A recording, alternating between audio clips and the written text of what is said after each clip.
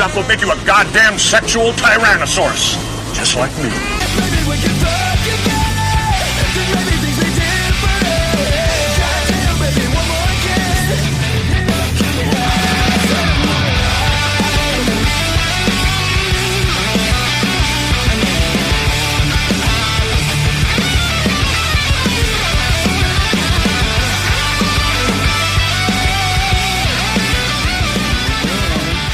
Welcome, guys, one more time to your weekly dose of misinformation. What we just want to let you guys know that the aliens are all real, apparently, yes, according to what we see on the internet. Yeah, so that's I believe. You believe. Hey, thank you to everybody. Welcome back to another episode of Access Vegas. Thank you to everybody who came out to our animal rescue white party that we did in Miami, Florida last Saturday. Really appreciate you guys coming out there. It was Hounds for Heroes. They raise money for service animals, actually, not for disabled veterans. So I really appreciate that. June 3rd, we also have another one coming up in Los Angeles if you guys want to check it out. And then August 6th is going to be the Swimsuit USA preliminary, along with Swim Week here in Las Vegas, if you guys are interested in coming out to any of that. Did you have anything coming up? No, I did not. Well, we have the June 3rd. We were doing Babes in Toyland in Los Angeles. Yeah, in Los Angeles. That's it. That's the one. ABC Australia is joining us. Give them all a big round of applause. Thank you guys for joining us. You guys like the barbecue. I think they're a little confused. They're like, there's all these women here and they're friends with these guys. Yes. That's weird. They didn't expect that. So thank you, all you ladies, for coming out here and joining us. We're going to go ahead and introduce everybody who is on the show. We got an exciting show for you. Make sure you send in your super chats. Make sure you follow us on Access Vegas, Michael Sartain, and Rollo Tomasi on YouTube. You're also on what? We're doing this on X? We are on X. We are on Twitch. We are on Twitter. We are on Rumble. And then we are on your channel, my channel, and the Access Vegas channel. And you should subscribe to that channel, please. Okay. One other thing I want to say, I'm going to start live streaming like what Rollo does on Sundays. I'm going to start doing that on Fridays at 4 if you guys want to check that out. I am going to start a Rumble and a Kick, spending a week in, guys, make sure. Yeah, somebody's thing went out there. You guys, make sure that I spent a week in Miami hanging out with Clavicular. Yeah, it got me into Kick, so I'm gonna, so I'm gonna probably start doing that. That was an entertaining week. All right, so let's get to our guests. Really happy to have her back. She's returning once again from Stockton, California. She's an OnlyFans model. It is West. Welcome, Wes. Hold on, let's get her all there. Okay, we called her a poltergeist because she's from Ecuador. She's a model, and she's confirmed 15 times, and she's finally here. It is Christina Wonder. Give her a big round of applause. She's from Northern California. She's an orgasmic oracle. It's Damiana Love. Damiana. So, like, she's dominating. Okay, cool. She's from Washington State. She's a musician and a waitress. It is Michi. Welcome, Michi. Hey, grab the mic like it owes you money. Just God damn it. There we go. I love it. Okay. She is from Vegas. She's the host of MM Angel. Please welcome again Miss Monica Cruz. Yeah. Thank you for coming up. Wait, hold on, Monica. You have one big change. County. What's your big change, Monica? I have a boyfriend. Get out of here. Let's give her a big round of applause. We did it. All the therapy, that's the deep shadow work she did on the show. She finally got a boyfriend. She is from the Bay Area. She is a club goddess and a host. It is Laura. Welcome, Laura. She is the point guard for the Las Vegas Aces. She's a WNBA first round draft pick. She's from New Jersey. Welcome, Bree Hunter, to the show. Okay, awesome. She is from Idaho. She's in tech sales. Jessica, welcome back to the show, Jessica. She's from New Mexico. She's a luxury broker. It is Alanis Rose. Welcome, Alanis. This is your first time coming on, right? Yep. Beautiful. Right. Good to have you.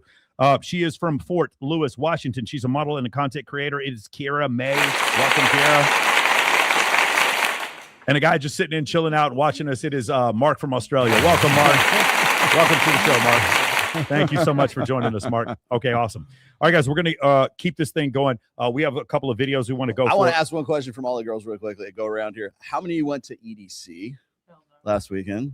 None of you guys went to EDC? Really? I almost went. That's I was wild. Not feeling good. I should have gone. You guys must be in committed relationships with men that you respect. That's wild. None of you went to EDC? I was expecting every hand here to go up. That's crazy. Goodness. Who here went to Coachella? Anybody went to Coachella?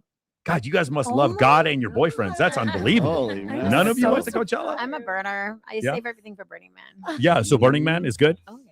the idea of like having to poop in someone's RV that I don't know. I just you don't bring really. your own RV and then. Oh, that's it. I'll just bring my own RV. That'll be good. Yeah, you could rent one, and I feel like you've done a lot of like infantry combat Crazy stuff. shit. No, You it can did. handle it. Like, Yeah, you I'm can definitely going to handle bivouac outside at Burning Man it. You for can sure. handle it. That's definitely something that will happen. I want to start with this one. Can we do this one real quick? Yeah. Let's do that one. Okay. Real quick. So guys, everybody check the screen here. If you, Wes, if you want to listen to Christina's headphones, you can. Okay. 1 second. Almost. That's the first one because there's two. That's a two-parter. Okay, here we go. I love a guy who like gives me no attention. I love it. Like if you text me or call me too much, like I will never speak to you again. I love a guy. I love it. I love how like 5 I love minutes. love it. You're like, I am obsessed when they treat me like absolute shit. And then also guys all in Miami taking notes right now. I'm being dramatic. Like I just don't like someone who is too mushy gushy and all over. You know, Yeah, I and feel just like- give me some space because I don't. Do you like horoscopes? Like, do you believe in that at all? Yeah, I do. What are you? I'm a Sagittarius. What does that mean? I feel that's like the I one like I don't to know be about. very like independent and like I don't like to be bothered. I don't like to feel like trapped, Smothered. Like, if someone makes me feel smothered, I will run so far away they'll never see me again. Dude, I'm a Leo. I'm like, if I feel like I can dominate you, like I will literally eat you alive and I will never speak to you again. Get out of here with that. Okay, that's All right, here's one. part two. That's part two. That's part one. Anything to say about that? No, real keep quick? it. Keep going. Keep going. Keep I'm going. gonna keep going. That okay. I'll look at the other one. That little fucking bitch So you boy need energy. someone to like match your energy Yeah. and like test you. I love someone who like flirtedly shits on me, kind of. Do you know what I mean? Not like too much, because there's guys in Miami who will go in on you and actually make you feel like the biggest piece of crap in your life. Right, you're like, because that's not their way of cute. flirting. But I just a little bit of like a tease. Also, a thing for me is I have a hard time giving or receiving compliments. So that works better for me if we can like shit on each other and that's our way of flirting. For me, like if I say something nice to a guy immediately, and I've caught myself and I'm working on this. Yeah. Okay. But I will like immediately then say something, or I'll be like, oh, whatever. Like, whatever. Wait, can we talk about Okay, real quick, ladies. Do any of you ladies have a reaction to that? Off the I rip. actually agree with her. Go ahead. What I do agree you think? with her to a sense. Okay. If my man is so focused on me and wanting to message me 24/7, what do you honestly have going on for yourself? I'm a busy girl. I'm an entrepreneur. I own my own company. If you can't match that energy, I'm not texting you 24/7. Elias, did you go to college somewhere? I did. I have 2 master's degrees. Okay. Just want to point that out. That explains it. Just Oh, yeah. want to point that out. Mhm. You have 2 master's degrees. Got it. Okay, cool. What Just are wanted to- what are the end? What do you major in? So I am a nurse by trade. Mhm. So I have my master's in business administration. Wow. Okay, awesome. Anybody else have a thought about that? Wow. Good thing we cherry picked that one. Yes, for sure. Christina, what do you think about that video? I agree with her as well. I think that if you're constantly checking on me, it's kind of gonna annoy me. Like, aren't you busy? Don't you have Got things it. to do? Yeah. Wes, what do you think? Speaking in the mic. I think there needs to be a balance, because I really agreed with how she said someone who checks her and doesn't always praise her and love bombs her, because I need that reality check. I love when a guy will tell me that I don't look good, because then why are you going to let me walk out of the house and you're lying to me that I am dressed well, that I look cute, and you're telling me, like, maybe not so roughly or like in a negative way, but being like, hey, like, don't you want to maybe change or do your hair? Or I think you need more makeup for that interview, babe. Like, your audition is not going to go well if you look like this. Incredible. So it's that reality check. Anybody else have a thought about that video? I would say having her like kind of piggyback it off what you said. It's like checking more of like my emotions. Like when I'm kind of like emotionally charged or freaking out, it's like I want the guy to like just check me and be like, it's okay, just breathe. You like recenter you in that way. And I do, I like New Yorkers, so I kind of like when guys like, bust your balls a little bit. And there is a dance, and there's definitely a dance of like, I want to know you're available, but I also want to know that you're not smothering me, because then I will kind of freak out. But I do want to know there's a vibe. I don't know if that makes sense. It's a dance. Anybody else? Like, just communicate with me that you're busy And if you're, because I'm also busy too, so I'm not going to message all the time. But if you wait till the end of the day to message me when you could have just said, hey, I'm busy, I'll call you later. Wes, I think you're asking for healthy communication in a healthy relationship. And I think the two women in that video, that's a very foreign concept to them. No, They break up with dudes and then shit on their exes publicly. They're not emotionally available women. Yeah. They're not That's interesting, isn't it? It's not like they're popular or anything, right? Oh, wait a second. She hosts the #1 podcast in the world. 6 to 10 million. Oh, that's per right. episode. Oh, that she does. Okay, cool. Wait, Just make sure. Anybody else? That's who- the host of Call Her Daddy. That's Alex. That was Alice Oh, Cooper. is that who it was? All right, anybody else? See, just like how they were kind of talking about the relationships, I feel like now that I have a boyfriend, like I have all these revelations. But like I used to be like that. I was like bitter. I was like, oh, I want somebody that is like kind of treats me like trash because that's all I'm used to. It's like, well, that's what I wanted at that point in my time. But then when you are gifted like a good relationship or somebody that still you can shit talk to, but is like not being an asshole or douchebag and actually putting you down, it is that like balance. And I feel like they're just so stuck in like the toxicness of what they've dealt with already. Anybody else? I think it's absolutely like agreeing with so much with what has already been said. But when you're at a certain level of consciousness, emotional intelligence, and a level of awareness, you're only going to love and accept and embrace that which is meeting you where you're already at. And these women, it's so wild to hear that they have the #1 podcast. No, I mean, so the top 10, there are 4 or 5 in the world. For a female hosted podcast, they're #1 in the world. Wild. Well, I just think about the ripple of impact that's having. That on is interesting. people, and just thinking I didn't have to say shit. That's interesting. You came to that conclusion. Anybody else? Because it's interesting, it's entertaining. Yes. People want this drama, but a stability doesn't have entertainment like that. Yeah, so interesting. That's why people are watching it, because it gets them out of their own reality, and then what they're seeing is also what they're reflecting in their day-to-day actions. Okay, so you guys have all chimed in on this. I'm curious, if you were a guy who's, let's just say, between the ages of 20 and 30, do you think that you get dating advice on the internet that may be conflicting or confusing to that? Give me an example. What do you think? So. What do you think? Are we told to be the asshole, or are we told to be the nice guy? I think there's so much programming that is where people are told to, men are specifically told to treat women like shit. And because women have mostly been treated like shit their entire lives, especially I think the majority of programming is not to treat women like shit at all. Well, I think if I listen to Justin Baldoni, if I listen to Chris GQ Perry, if I listen to Will Hitchens, if I listen to just Derek Jackson, if I these content creators all have 3-4 million followers, and none of them are saying that. That's amazing. Yeah. I love that. But there also is, there's both sides, and there is a lot of programming of not treating women well. And I would love it. And I think most of the guys in the chat would agree with this. I would love it if I knew I could just be so good to my girlfriend all the time and it would work out perfectly. But I'm almost 50 years old, and I've been in a lot of relationships, and there's always a point where if I do everything she wants, she will punish me for it. Now, if I had said that before we showed this video, I might get in trouble. But the reality is, you guys have all agreed with this concept. Well, doing everything that she wants is also not the way. Right. It's not having the way, because there's not respect. There's the, not a level of honoring. Could the answer be for men to have some kind of boundaries? Absolutely. Right. Have healthy pboundaries where they're like, hey, when it's put you in your place, we don't have to call you names. We don't have to use profanity. We just say, hey, honey, the thing that you did the other day in front of my clients, let's never do that again. That's outside the realm of a reality. Okay. Well, this is, again, it's emotional intelligence. It's the ability to know what you're experiencing and to not blame your partner for what you're experiencing, to be able to express like, hey, when we're out in public, when you do this, I experience this. And it's really hard for me to handle that. I'd really love if we can come up with something that feels better for both of us. Well, yeah. Having that conversation, the ability for men and women, this is something that all of us struggle with, because again, we weren't really shown, most of us were not shown what healthy emotional intelligence looks like period. And if you look at all of our programming and all of the TVs and the shows and the porn, they're not really teaching that. There is some good stuff out there on social media, on YouTube. There is powerful information out there. And I'm hoping that more of that is taking over, what you're saying. I love that you're saying, listing all those male podcasts. That's amazing.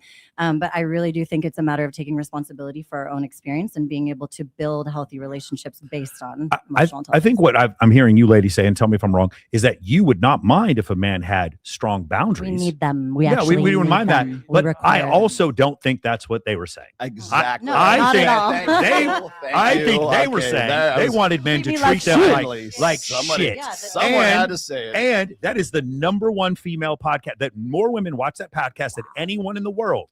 So we can just shut down Access Vegas. We don't have to do the show anymore. You want to know why? Because Alex Cooper is doing the show for us. She keeps having one A-list celebrity on after another, telling everyone in the audience, I wasn't ready to be with a good guy. I needed a guy who treated me like shit. And this is the whole thing. I don't ever want to I wish so badly that I could treat my girl just so good every day. But I also know that I have to have boundaries. And if I don't do that, then all of a sudden I get this massive pushback. And I'm not imagining this. This is real. But this is not the advice that men are being given. They're being given the advice that, hey, you're having a hard time in your relationship. You need to go to therapy. You need to become way more vulnerable with your girlfriend. You need to express yourself more. And yet, I listen to these women who are like, I'm dating a guy who doesn't express himself at all, and I can't wait to have sex with him. That's what I'm hearing. So that's because she's intentionally being inflammatory. How much closer do I? You're That's good. good. Yeah. You're good. She's intentionally being inflammatory. I feel like Alex Cooper is to misguided women what Joe Rogan is to misguided men. Like half of her content at this point is to get reactions like this. Okay. She's an idiot. She's been an idiot forever. And like they just did a whole expose on her and her husband. Exactly. Yeah. So Being why assholes. so why do these A-list Sorry. celebrities keep going? Why do these A-list celebrities keep going on the I show? was going to say we have other. Why? I've got other. She is videos. literally the Hollywood industrial complex at this point. Why Of did course she is, because it's a I think it's a big name did Kamala podcast. Harris go on her show? Like you can't be more chosen than that. Well, that's pandering at that point, right? Okay. But the same thing with Joe Rogan. How many people go on that show and you'd be like, why would you want to be? It's because of the I platform, would love to go on right? Joe Rogan. Joe, hit me up. Well, By the way, that's I'd go and you, call her but- daddy too in 2 seconds. Oh man. And That would be I'd amazing go and call and be like, conversation. Alex, tell me more about how you want to be treated by men. This is so great. I didn't know anything about this.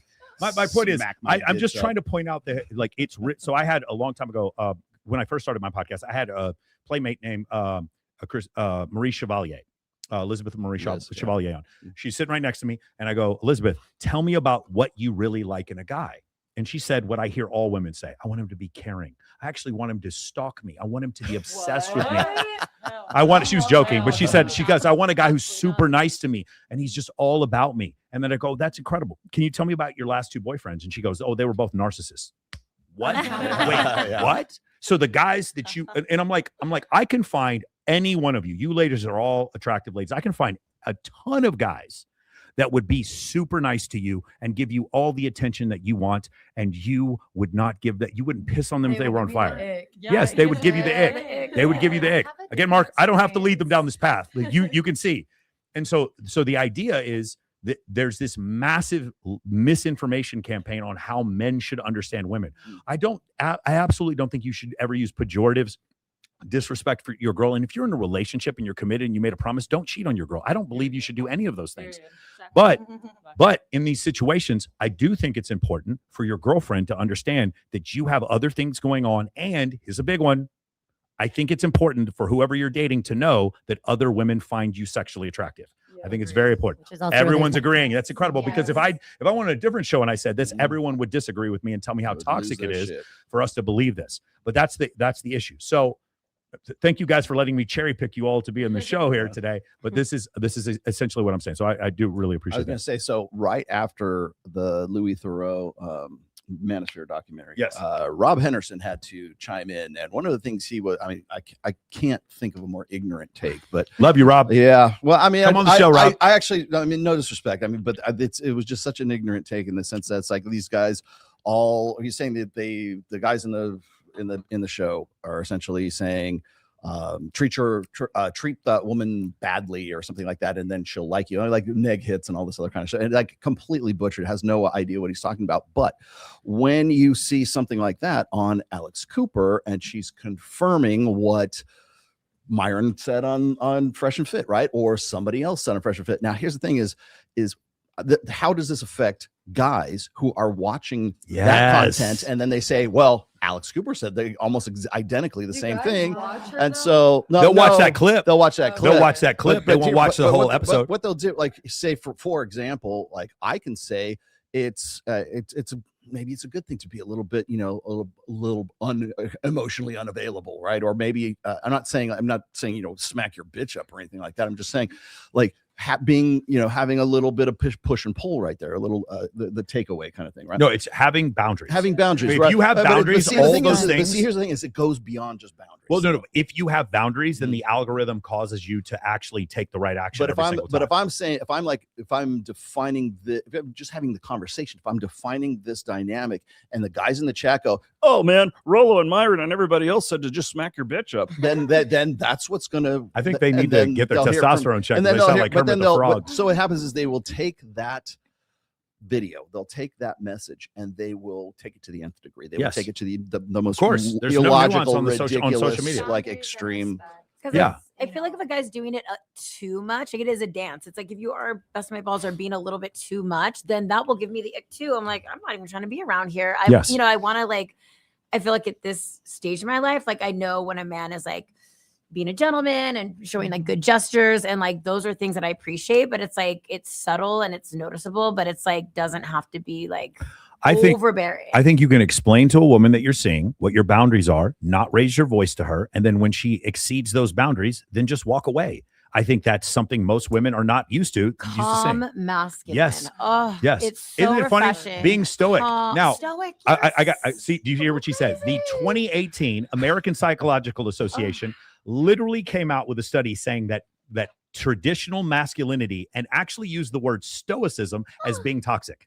So you ladies are saying that you like it. Literally, the APA in 2018 said that this is toxic masculinity. You guys understand how there might be a little bit confusion? And then the bottom third of men have no sex. And the top 10% of men are having 33% more sexual partners. Isn't that weird? It's almost like we're being taught how to not make this work, and how to not be able to actually be attracted to women. And in order for us to figure out how to be attractive to women, we have to watch super offensive podcasts like this one to figure it out. Go ahead. I think it's very situational, though. I mean, get close. Every woman is different. I mean, for me, I have a completely different experience. I mean, for me, I'm like, if you're not completely obsessive, like it's all or nothing. And that's, you know, how I've experienced things. I've had beautiful relationships where we are both individuals creating our own relationship, and we are parallel in what we're doing, but we're obsessed with each other where we're also creating our own life and having that healthy relationship.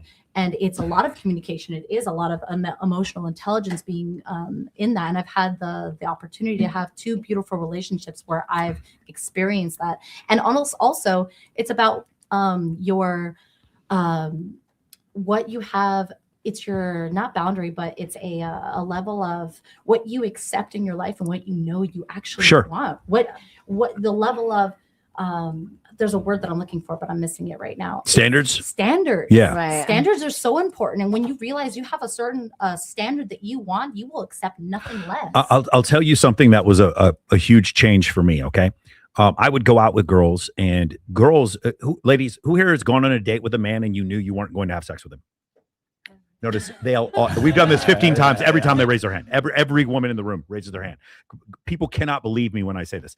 So you guys know that. So as a guy, like say in my 20s, I'd be out with a girl. She knew she'd want to hook up with me, and I would do this thing where I would just keep trying to make out with her and just keep going for it over and over. Just for clarification, you're saying you show up to the date? No. At the end of the date, we've gone on the date. Yeah. We've gone to dinner. We're back at my place. We're watching TV. I go for it. Make out. This is kind of like typical PUA shit. And this is like 20 years ago. And so I would keep trying over and over again until finally she would just like leave. And then this crazy thing I did, which is at about the 2 or 3 hour mark, I'd be like, hey, listen, I got to get up in the morning. Can I call you an Uber? It's been a really great time. And I did that. And one of two magical things happened after that. Either one, she's like, okay, now I want to have sex. Or two, the next time I saw her, she's like, okay, now I want to have sex. It was so crazy because it was the first time she'd ever met a man in her entire life who actually decided that getting good sleep was better than chasing after a woman. She'd never seen that before in her life. That was an experience she never had. That was 20 years ago. Today, most of you have, how many of you guys would have a dude just sit there and try all night to smash? He's just not going to give up. Raise your hand. Stop lying. Pest. There you go. That's what I'm saying. Like, they're going to try all night. And so that's the thing. That's the difference. It's okay. Again, ladies, will you guys go to the gym? Guys look at you. They do. They're like, oh my God, she's attractive. You guys see guys staring at you all the time. Do you apologize to your boyfriend when guys stare at you? No, you don't. So as a man, you shouldn't apologize when women find you attractive.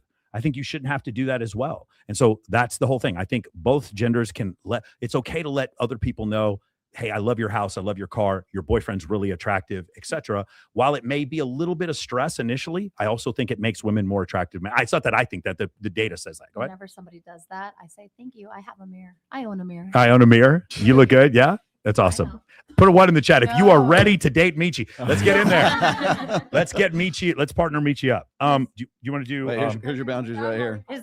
Her boyfriend is here, just so you know. Okay, beautiful. So off the table. Okay, good. Michi's off the table. Thank you for letting us know that. We should have asked that. Do you want to do this one or this one? This one here. Hey, okay. We were talking with Mark about this before, about men competing with other men. This is one of the funniest ways that men what is the number one way that men denigrate other men? Do you guys know? About their cock size? That's generally men don't do that. I think women denigrate men with that. What do you guys know what it is? What's the number one thing when they don't like a guy? They say he's what? Anybody know? Go ahead, play it. Gay. That's funny. Gay. Wait. Can I say one thing about the last thing that you said before we switch? What you were just saying, the reason why that's so attractive for you or any man to be like, hey, I need to get some good sleep tonight. It's because you're taking care of yourself. Yeah. And when a man and a woman, when we all take care of ourselves and we prioritize our own bodies and our own health, mentally, emotionally, physically, spiritually, it's so attractive when you're a healthy person that is attractive to you. And so for me, someone who is number one devotion is to my temple. And that's what I show people how to do, how to heal themselves naturally, how to transform their experience. So for me, if someone is like, I gotta get up early and I'm like, yes, it was magical. I had gone out with this girl like 4 times. And then one time I was like, hey, this has been really great. I do this. Let me, and by the way, the Uber Black too, like the most expensive Uber. Spending money to bring a girl to your place, that might be simping. Spending money to get a girl to leave, that's not. And so she would see that and then she'd be like, no, I'd rather stay. And so I had to cancel the Uber. Do you want to play this one? Yeah, hang on, give me 1 second. Okay, no audio. I've got to re-download. Go ahead. Okay, so we need some time. Yeah, just give me a second. Yeah. Okay, cool. So back to this whole concept before.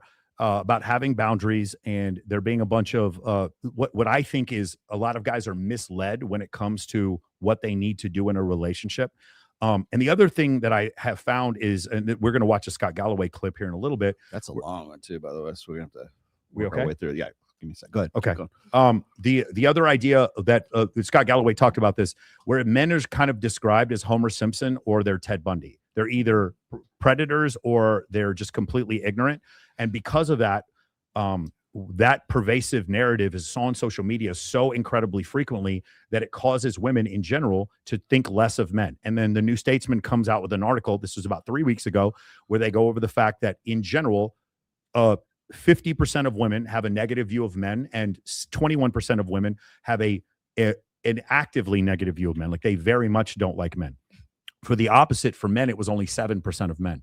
And so one of the things that and when they surveyed younger women, those women liked men even less. And so the thing that I would say, what is the correlation? The greatest correlation is how much time they've spent on social media. I absolutely believe that the number one teaching tool that people have, young people have in general, is TikTok right now. And it's causing massive levels of brain rot. So now we get into a situation where it's like, well, I'm on a date with a guy, but he doesn't make me feel the butterflies. Swipe away. Swipe away. I'm not having the feeling right now. Swipe away. Swipe away. I'm not getting that. He doesn't feel like my soulmate. Swipe away. Swipe. They're being taught, I don't like this feeling. Swipe away. Swipe away. And then now we get into a dating society where women are like, I asked you ladies, how many of you guys go on a date with a guy you knew weren't going to have sex with? Boop. All of you rose your hand because we're in a different society now. We're in a society where it's like, you like getting attention. For men, it's like we want to for us to get our validation as men. In general, it comes from some level of compliance, and then also a beautiful woman that we very much like having sex with us. That is part of our validation. For women, they can get their validation from the attention that they get from other people, which is why social media is so addictive and so pervasive for women, and it is the greatest envy creation tool in history. That's what social media is, and it's causing people to have distorted views of what they can get. Are we ready? Ready to go. All right, let's watch this. Is gay or straight? I'm gonna go gay. And then what makes you say that? Just the tattoos with the sunglasses for some reason. Are you gay or straight? Straight. You think people could tell based on looking at you? Oh yeah. You think that guy's gay or straight? Probably gay. What makes you say that? Just the way he's standing, like. And then, are you gay or straight? I'm straight. You think people could tell based on looking at you? Nah. Would you think that guy is gay or straight? Closeted for sure. What makes you say that? I don't like the fancy drinking pants and all that. It's just like you're gonna go to the beach, wear regular shorts. Are you gay or straight? Straight. You think people could tell based on looking at you? I don't know. You think that guy is gay or straight? Yeah, he look a little gay to me. And are you gay or straight? Oh my Straight. God. You think people could tell based on how you look? Yeah. Hey, would you think this guy's gay or straight? Gay as fuck. And then why you say that? Because how he looks and how he's standing. And then are you gay or straight? Straight. You think people could tell based on looking at you? Definitely. You say that guy is gay or straight? Probably gay. And then are you gay or straight? I'm straight. You think people could tell based on how you look? Hell no. You say that guy is gay or straight? Gay. And then what makes you say that? How he's standing. Okay. And then are you gay or straight? I'm straight. You think people could tell based on how you look? Maybe. And that guy's gay or straight, bro? Gay. And then what makes you say that? Just the way he's standing. Okay, now, are you gay or straight? I'm straight. You think people could tell based on how you look? Probably not right now. Probably not right now. At least he's keeping it real. What do you guys think that's an example of? That if you sleep with men, it's an insult because if you're a girl and you have a high body count, they're like, oh, you sleep with too many men? That's gross. But if you're a guy and you sleep with a man, that's gross too. So like the problem is sleeping with men. The problem for both is sleeping with men. Yeah, like that's like pretty funny. It's like, don't That's be sleeping with that's men. pretty funny. Don't have the same conclusion. Does anybody think what is the opposite, by the way? So for men, when men compete with other men for women, the way they denigrate each other is by calling each other gay. If you played high school football, you got called. There were words that we can't say now that you would say regularly in the locker room. So what do women do to denigrate each other? What do they call each other? While they slap each other on the butt. When Yes, it's correct, play, correct. Like, ironically, Correct. right? Like Well, I it's- mean, it's- okay, so locker room let's culture. just explain that a little bit Yeah, more. The please do. reason Break why that the down reason for us. why the reason why guys call like if you're in a group of people and guys are there and another guy comes in and he's very, very good looking, people will look the guys instantly say, well, guys that look like that are probably gay. That guy's probably gay. Which is right? a compliment because it Right. means you take care of yourself. Well, yeah, exactly. But the thing is that what happens is those guys. So this is a form of intra-sexual competition. Right? Yes. So what is the guy trying to do? He's trying to disqualify the good-looking guy Yes. from any consideration of the women that happen to be within earshot. Right. Guys that look like that are probably gay. I was listening to William Costello was literally talking about this, and he was talking about looks maxers and clavicular. And the number one thing people are saying is that he's clearly gay. Well, I don't know if he's clearly gay, but what I do know is that He sucks, that's the number one way. There it is, They right said here. Peter Thiel's his sugar daddy. Did you Okay. hear about that? Huh? They said that Peter Thiel's his sugar daddy. His sugar daddy? I don't know. Yeah, you went down that rabbit hole. Okay, all right. So I listen. Well, Go my down question all is, those. what do women do? The women have the same. They have the same denigration pattern, but what do they do to denigrate each other? What do they call each other? Anybody? That's Again, I didn't even have to ask. It took you 1 second. That's Went exactly right. straight to it. This is straight out of evolutionary. And what does psych- that do? Disqualify Yes. you from the reproductive Yeah, pool. so Because the worst thing you do is sleep with men. That's Yeah. what it's saying. that's it. Well, Well, that's hey, like- you want to know something funny? Gotcha, bitch. Heterosexual couples, they get divorced at about 48%. Mm-hmm. Gay couples get divorced at about 21%. Lesbian couples get divorced at about 75%. So it doesn't seem like men are the problem. Isn't that interesting? But yeah, it But is- no, but just the insult is if you sleep with the man. It's not the Sure. couple. So let's just all stop sleeping with men. Got it. I will. I can do that. I can handle Can you do that one. that? Can you handle that? All right. So what's the way that women denigrate other women is by calling each other a slut. You're right. By saying those words that they try to keep the guys like, oh man, this is going to hurt my reputation if I make this girl my girlfriend. That's the plan. By the way, this is not an American thing or a Western thing. If you read evolutionary psychology or if you read anything, Dr. David Buss's 37 culture study with I believe he did it with 10,000 people in the study, it didn't matter if these people were Aboriginal in Australia. It didn't make any difference if they were the Yanomamo tribe in Venezuela. The idea of women denigrating other women and men calling each other homosexual was something that was worldwide that people were doing. It's not a cultural thing. Wow. Men and women denigrating one another in order to try to level up. Because again, if the guy's better looking than me and taller and like more women are looking at him, you want to know what women also do? There's a group of women, their bachelorette party. They come to Las Vegas. They go out to a club and a good looking guy comes up to the prettiest girl in the group. What happens next, guys? What happens next? The refrigerator cock blocks. That's right. The fridge protects the snacks. That's exactly right. it's always a situation. Right. Because I want you to consider this evolutionarily, the girl who's second, third, fourth, fifth, or sixth most attractive in the group, if she lets things play out as the status quo, the best looking guy is always going to pick the best looking girl in her group. So she must throw chaos into the wind. She must throw a monkey wrench into this operation. Otherwise, she's always going to get second, third, fourth, fifth best looking guy. Does that make sense? Yeah. And so that's essentially what I see you ladies agreeing here, because this. Did any of you ladies ever have a friend who just had start cock blocking on a dude that you actually kind of liked? No? I feel like I feel like anytime you're in a group of women, regardless if it's someone you're close or you're doing a comp group here in Las Vegas, because those are so common, that there's always going to be that one or two girls that are going to be the oddball out. And anytime you are asked to go to a different table or to be with a certain demographic of people, there's always going to be those one or two girls that will cock block, even if you try to include them in the scenario. Yeah. Right? Scarcity mindset. Yeah, I feel like even if you try to integrate these in, like the girls who might not be the first ones chosen, they're still going to be the ones that are going to be like, no. There's going to be a reason that they don't want you to go. There's going to be a reason that they don't want you to be with them. Here's something interesting. So me as a man, it is an advantage for me to be extroverted. It is. I can network with more people. I really don't have a lot of approach anxiety. It actually is a pretty significant advantage for men, especially because men are the ones who generally approach women. For men to be extroverted is something that I have to do when I coach my clients who are introverted, is try to help them out with that.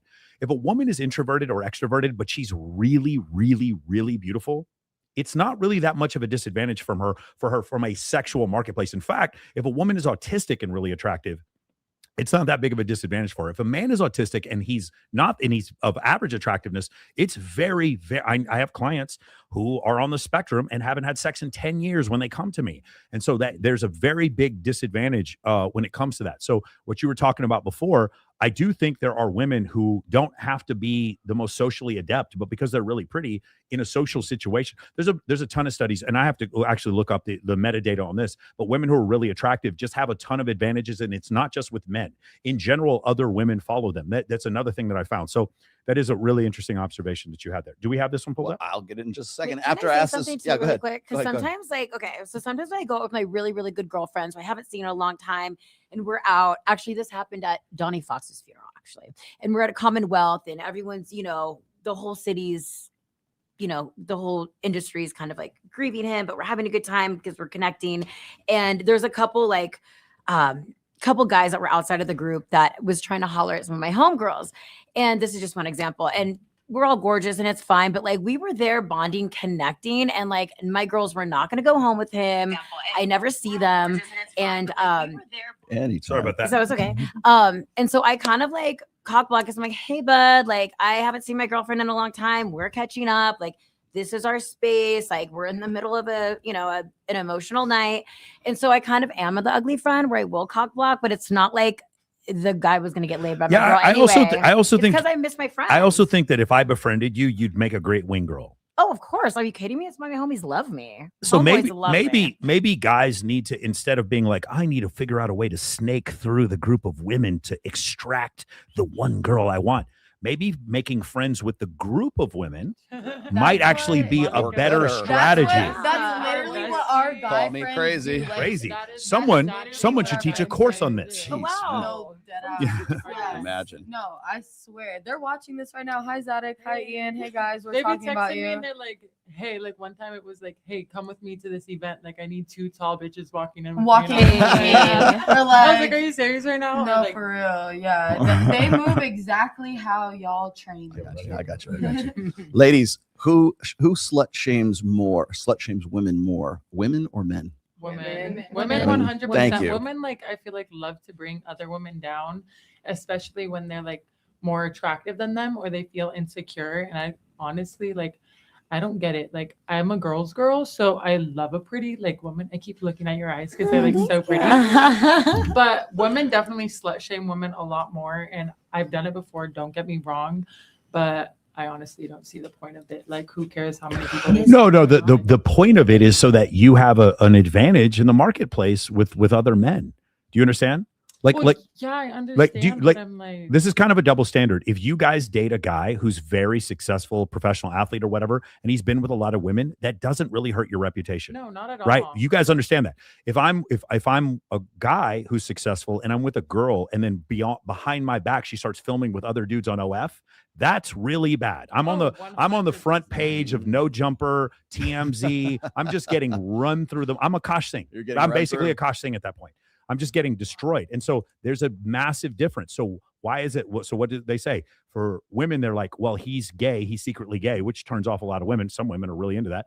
And then the other, what do women say? She's actually a slut. It's intimating, hey, you're a high status dude. She might embarrass you in the future, not be, you might get cuckolded. This is just a, kind of an evolutionary response. So that's where that whole thing comes from. All right, cool. Do you want to try? I got to do this. Hold on. We got a super chat. Got a good super chat here. Thank you for the $20, brother man. I think most men are just tired of being looked at as either Chad or Urkel. Just because we are 5'11" and making 999, just this shy of six figures a year, and have a five pack abs doesn't mean we're that's a little weird. We're serial killers or would make bad husbands. Guys are just fed serial up. Killer would say. Literally, that's exactly what a That's serial right. killer You would were say. caught. I honestly think men like this are part of the sassy men epidemic.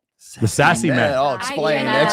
So Explain sassy men. Okay, so I feel like there is a group of men that don't understand what a man's role is anymore. Yeah. In the sense of like, you are to be a protector. You're supposed to protect us when we're out. Yes. And it needs to be to a limit, not to be overwhelming or bearing. Why But are you there's up so in the many DJ men booth? now that teach men that it's okay that you are the prize. You're not. I'm sorry, but you're not. I don't like Australia's getting when you good talk shit today. Yeah, for sure. I feel like that goes into the conversation of girls, like men being taught, like, oh, girls want a nice guy. So that's why they're going into that. I'm trying to be vulnerable. I'm trying to do this and that. But now women, I feel, in my personal opinion, I've become way more masculine and like the boss. Of absolutely. People, where I want to be bossed Let me ask you something. If a third of men are having no sex, you think most men are being taught that they're the prize? I think so because they're Really? Yes, I feel like I was certainly not in taught I was the today's- prize. I feel like in today's generation, there's so many toxic men on the internet, whether it be streamers or influencers that are teaching men that I am the prize, and if I act a certain way, I'm gonna have a certain stature of woman. But that just turns us all off. I think It completely turns us all off. Well, okay, I see what you're saying. I think some of that happens. I don't think it's the majority of men that are being taught that they're the prize. I Have think you been in the dating pool lately? Well, no, but the problem is, I think you're missing my point. I think what I'm saying is 90% of men, you don't see them. You wouldn't consider them. Right. Okay. So do you understand 90% is the majority of men? You don't give the majority of men a chance. I think the majority of those men are not being taught that they're the prize. I think they're 4 times more likely to take their own lives than the general population. Well, I think we're forgetting about those men because they're our busser. They're the guy at Chick-fil-A. They're the guy who delivers our Amazon. We kind of forget about them. They're the plumber.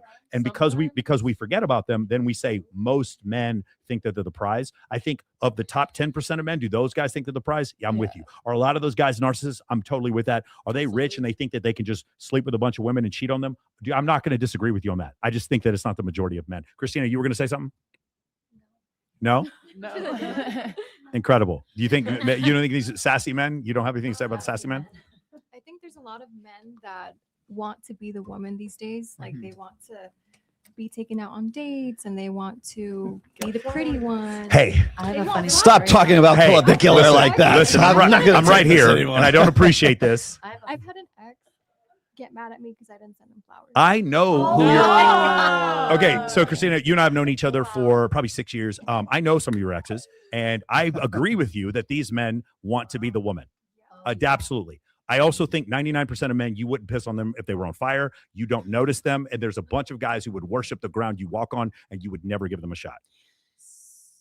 Both are true. Yes, that's my point. That's my whole point, guys. And the reason why you guys feel that way is because it's really hard to think that the average guy in the United States makes $61,000 a year when you are on when you're on the dance floor at Omnia or your dance floor at XS, and the guy just who you're talking to makes $700K a year and just bought a $20,000 men table. You start thinking all men are like this, and they're not. And the problem is, because you see attributes that you like in a guy, you know who else sees those attributes? Other women see those attributes. And those other women, when they see that, that's That's Christina Wonder's boyfriend. I'm sliding to his DMs. See what's up with him. See if I can get a little sneaky link. Because I'm hotter than Christina. I'm gonna take his man. I'm a better person. I'm gonna take.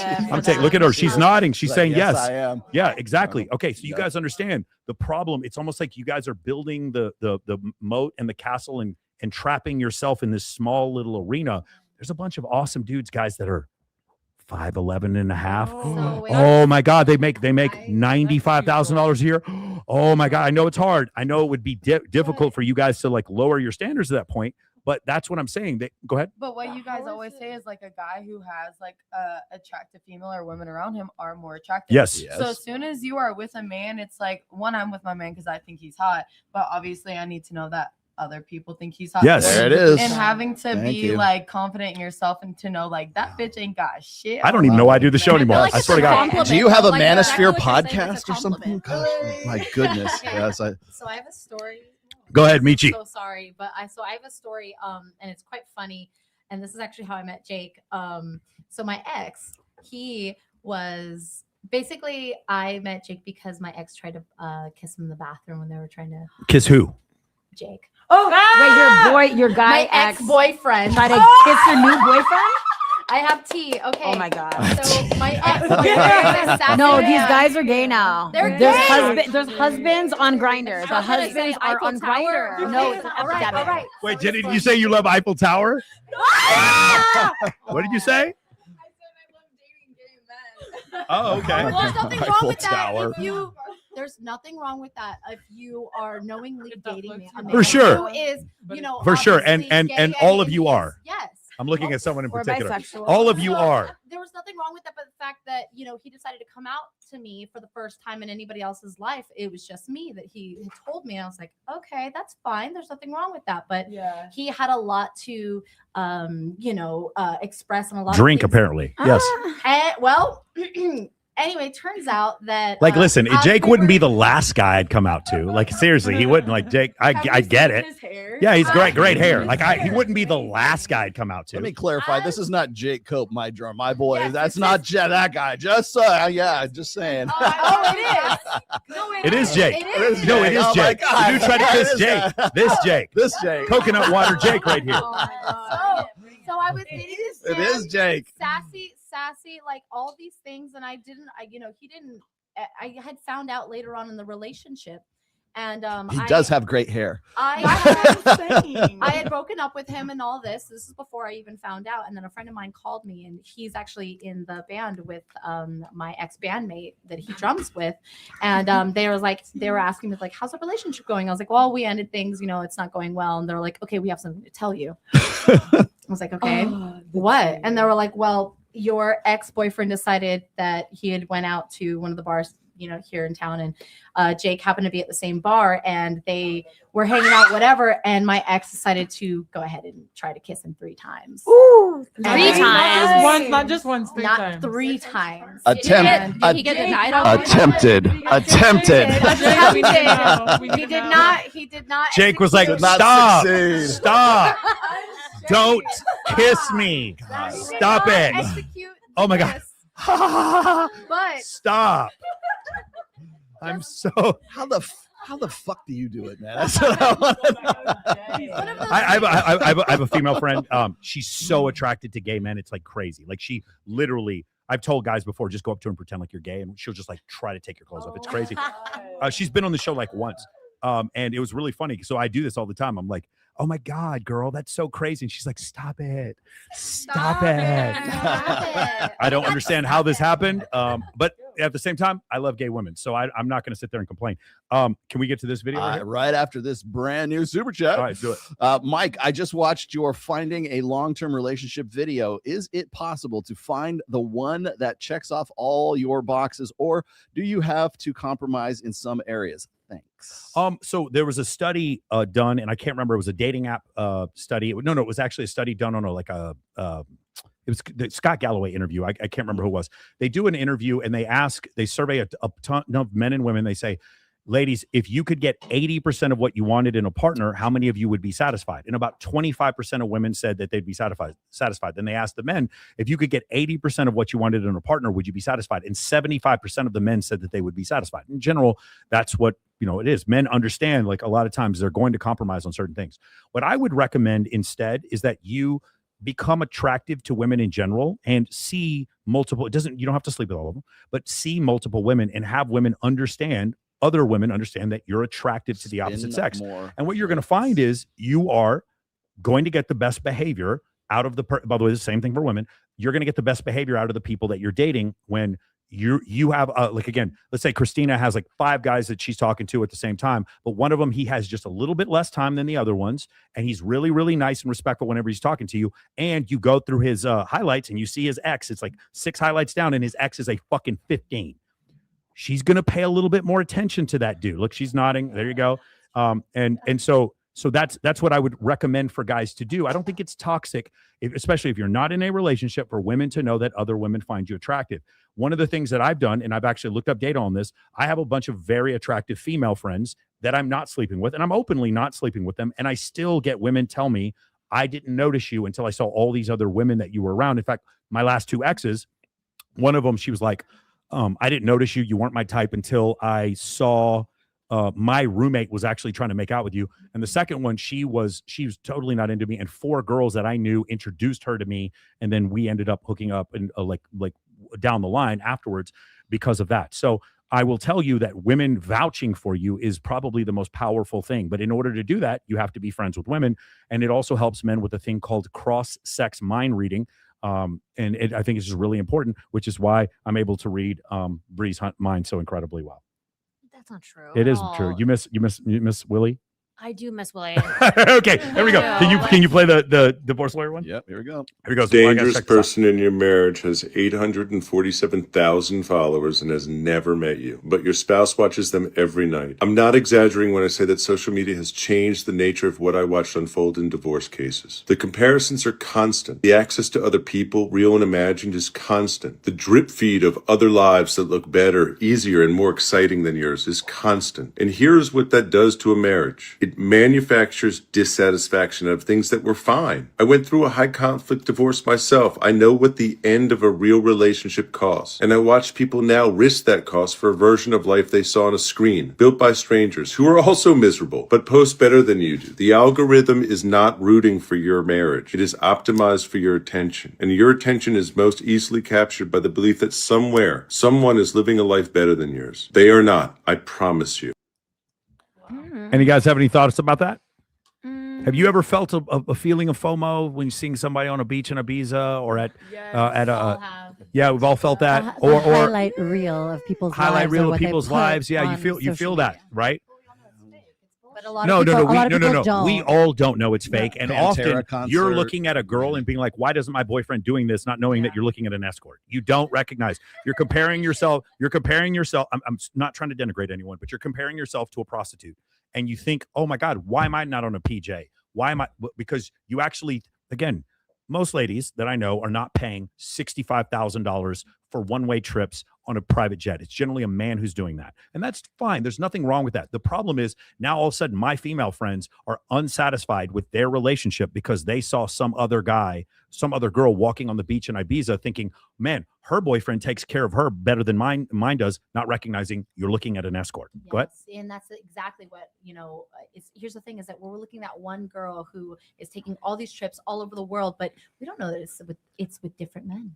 Different men are paying for these things, and that's the aspect of that is that it's not real, and it's glorifying something that we're all searching for. That's not the reality of the life, Or they're just not in the healthiest of relationships. Yeah. Like I've seen plenty of people where they post on Instagram and it's like, damn, like if I didn't know y'all in person, I would think you guys were in love and your relationship is like amazing. Yes. But in person, like that shit is toxic as fuck. And like you may be doing it. And that's where it comes into the attention. Both the guy and girl are getting something from a post like in Ibiza where you're on the fucking jet ski backwards, like fucking, like we've all seen that fucking video. I want to do that with my man eventually, but like you never know what they're actually like going through.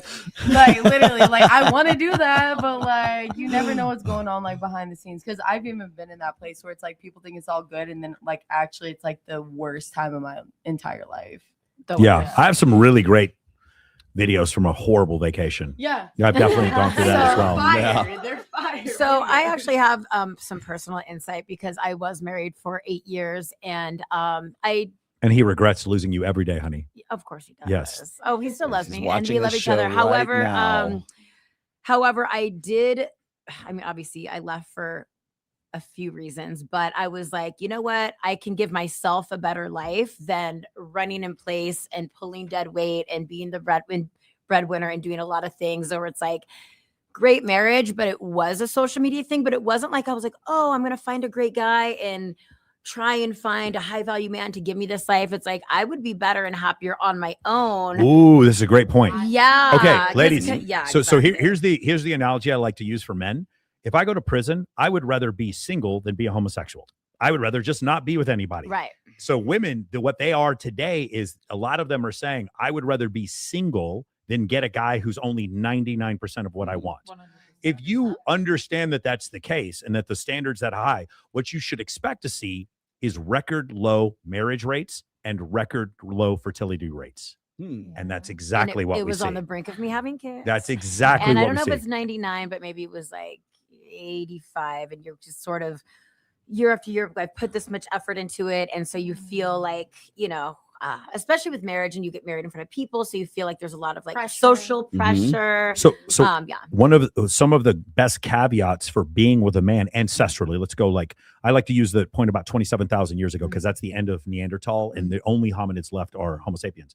At that point, the benefit of being with a man is protection, provisioning, and parental investment. Okay, that's the thing. Now it's like protection. I live in a high rise. All the security guards here have a Glock. I don't really need protection. If you're a woman, provisioning. I got a degree. I make $300,000 a year. I got two master's degrees. I make my own money. I'm on OF. I'm not that good. I make $20K a month on OF. I'm not that good. I make $50K a month on OF.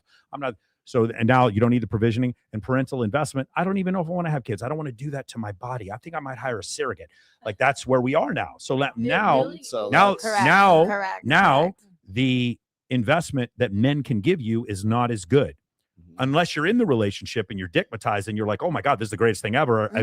Did that bitch look at my man? I'm going to kill him. I can't believe I'm going to kill her. I can't believe this shit. That's how you get the sassy men, right? Yes. Because why? Well, if you don't need, like I've heard this a million times. I've said this on Dr. Phil. Men become superfluous, right? They don't need them for long-term security. I got to make my own damn money. I got an education. I'm a strong, independent woman. Independent of what? Independent of men. Essentially. So if that's the sort of the beta buck side of the equation, so what's left? The sassy man, the guy who invests in his personal looks, who's smashing his jawline with a hammer or something or is trying or treats you like trash, or a combination of the both is the goal. It's a sweet spot right there. And he walks right out of the penitentiary. He's ready for you as he comes out. Like, make me a sandwich. Is hybristophilia really all that shocking and surprising considering all this? No, what I was going to say is because what's left? It's just the alpha fucks. It's just the guy who it turns you on. He looks good. Why do we have filters for height? Why on Bumble and Hinge and everything? Because there's that physicality is important because you don't need him for anything else. You need him for height. You need him for being jacked. You need him for a 10-inch dick. You need him for be so shallow as well. Just as like a pretty Barbie looking playmate can be just shallow. Yeah, exactly. If a guy knows he's tall, he knows he's like way above. Yeah. Not even height wise. I don't want a tall guy. I can't do it with the attitude. A man, please don't give me a tall guy again. Shorter than he's like, what are you talking about, Lil? The worst. All right, I'm going to quote the rational male that there's nothing more threatening to women and simultaneously arousing as a man who understands his own value to women and leans into it. Yes. No, but Go ahead. Just want to invite the awareness around like most men have been taught to perform, not to actually like inhabit their body. Well, I don't know if that they've been taught. If you go to Marine Corps boot camp, you don't have a choice. Yeah. You Well, just they're have to grown up. perform. Exactly. Well, describe they're grown up, describe perform, inhabit their body. Describe like, it. okay, What is but that? also like the performance aspect is what I mean by that is that they're taught to stuff everything down, to not feel, to not be vulnerable. Like a lot of men are taught, like, I'll give you something to Could cry it be about. could it be that men are biologically different from women, and we simply 100%. process Could- emotion Here's number differently two. than Could it men? be? Hold on. Could it be every time they are vulnerable, they get friend zoned or cheated on? Could that also be? hurt? They get punished. Oh, okay. Yes, they get punished for being abused. vulnerable. Okay. So But could it be a lack of vulnerability in men and stoicism is because that's who women reward with sex? Could that be the reason why? Absolutely, that's Okay. part of it, but it also stems from childhood. It's not just once they start having sex. I promise you, that like I will grounds adapt it to in whatever. deeper. Yes. Grounds it in deeper. But what I want to invite is like, as you're saying all of this of almost like there's nothing men can offer women anymore. In a way, there's a part. I of think what there you're is saying. stuff. I think Of women course, but believe that there's nothing men can offer women anymore. Beautiful. What I want to invite is that what men can offer. I'll speak for myself, and I've worked with like thousands and thousands of people in my career. I've been doing this for a very long time, working specifically with love, sex, relationships, coaching. I've worked with men who are virgins in their 40s. I've worked with women who have never had an orgasm in their 50s, and they're in a 20-year relationship, a 20-year marriage. Yeah. I'm helping women have orgasms like with their husband, with themselves for the first time. So I'm telling you, I've seen a very full spectrum of experience, and for me personally, and for what I show people, one of the most powerful things that men can give is actually presence. It's the gift of their pure presence, because when a man is actually fully inhabiting his body and present in his body, which is where emotional intelligence comes from, which I saw a comment where someone was like, emotional intelligence in their mind, They on hate their that emotions. word. Like, They you hate don't know what that that word means on because this you don't know what that podcast. means, and that's okay. That's adorable. That's cute. I kind of like to reframe it as emotional safety. I think that's easier for men to be like, if I can feel emotionally safe with you, because there's like, oh, emotional intelligence, woo woo, we can't be fucking with that. And it's like, just make me feel emotionally Does sound a little safe woo woo, with doesn't you. it? But It you know does. what's so Emotional funny? safety. Woo woo. What the fuck is yeah. woo woo? What is that? Please. Okay. Astrology is woo woo. Okay, I have a question. Okay. You look like somebody who would know a coach named John Wineland. Do you know John Wineland? I think my friends are friends with him in Austin, Texas. Oh yeah, exactly. But I don't know him. Okay, but you're I've familiar know with of him. familiar I with know his of him, work. yeah. Okay, right? Like, as much as we would love men to go and do his work, he's amazing. There's not a lot of men going to that emotional intelligence type of masculinity work to hold that space, which is amazing. Yes, because they keep getting cheated on in friend zone when they do that. Yeah, but the thing is, again, it's a lot. I of have it, though, 4,500 is the clients. Like I'm women. telling you what the experience of men is when they act the way, because I believe in present. I read Eckhart Tolle. I love this idea. It's tremendous. And it's something I experience with my girlfriend once we start sleeping together, not before. And Meaning you don't have you- any type of presence with her until you start having. no, I sex with her? do. What I'm saying is there's a level of vulnerability you earn with me. You don't get that in the beginning. You don't get that when you're a new employee of mine. You don't get that access when you become a new friend. You earn that. Crying over your wife when she gave you a new child is totally acceptable. There's nothing wrong with that, but she earned that. The problem is we're being taught to be incredibly vulnerable to women we just met, and these women are friend zoning these men and then cheating on them. That's my point.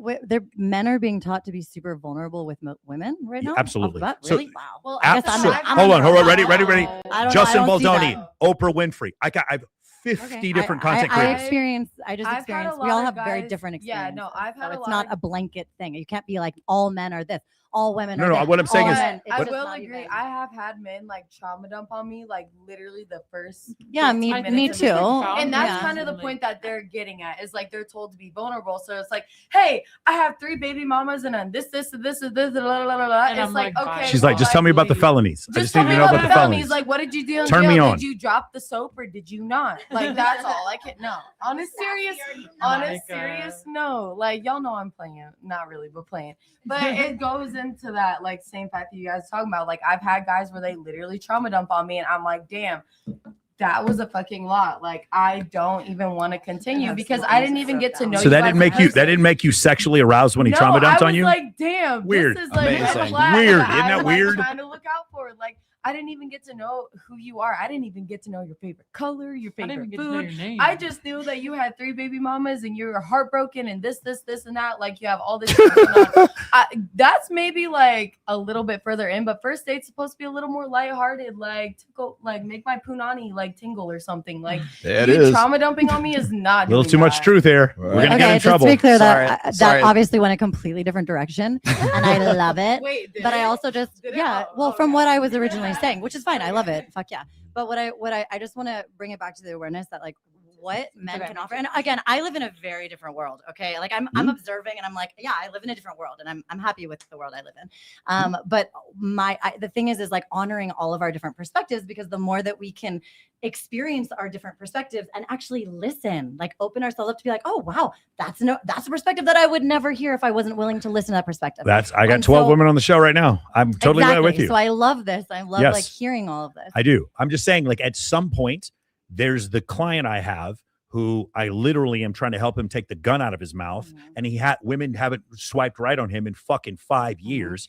And the answer is not for him to be more present. I'm sorry. It's not. Do you know what I would do? Because I work with people who are suicidal also. Okay. And you know what I would do for that?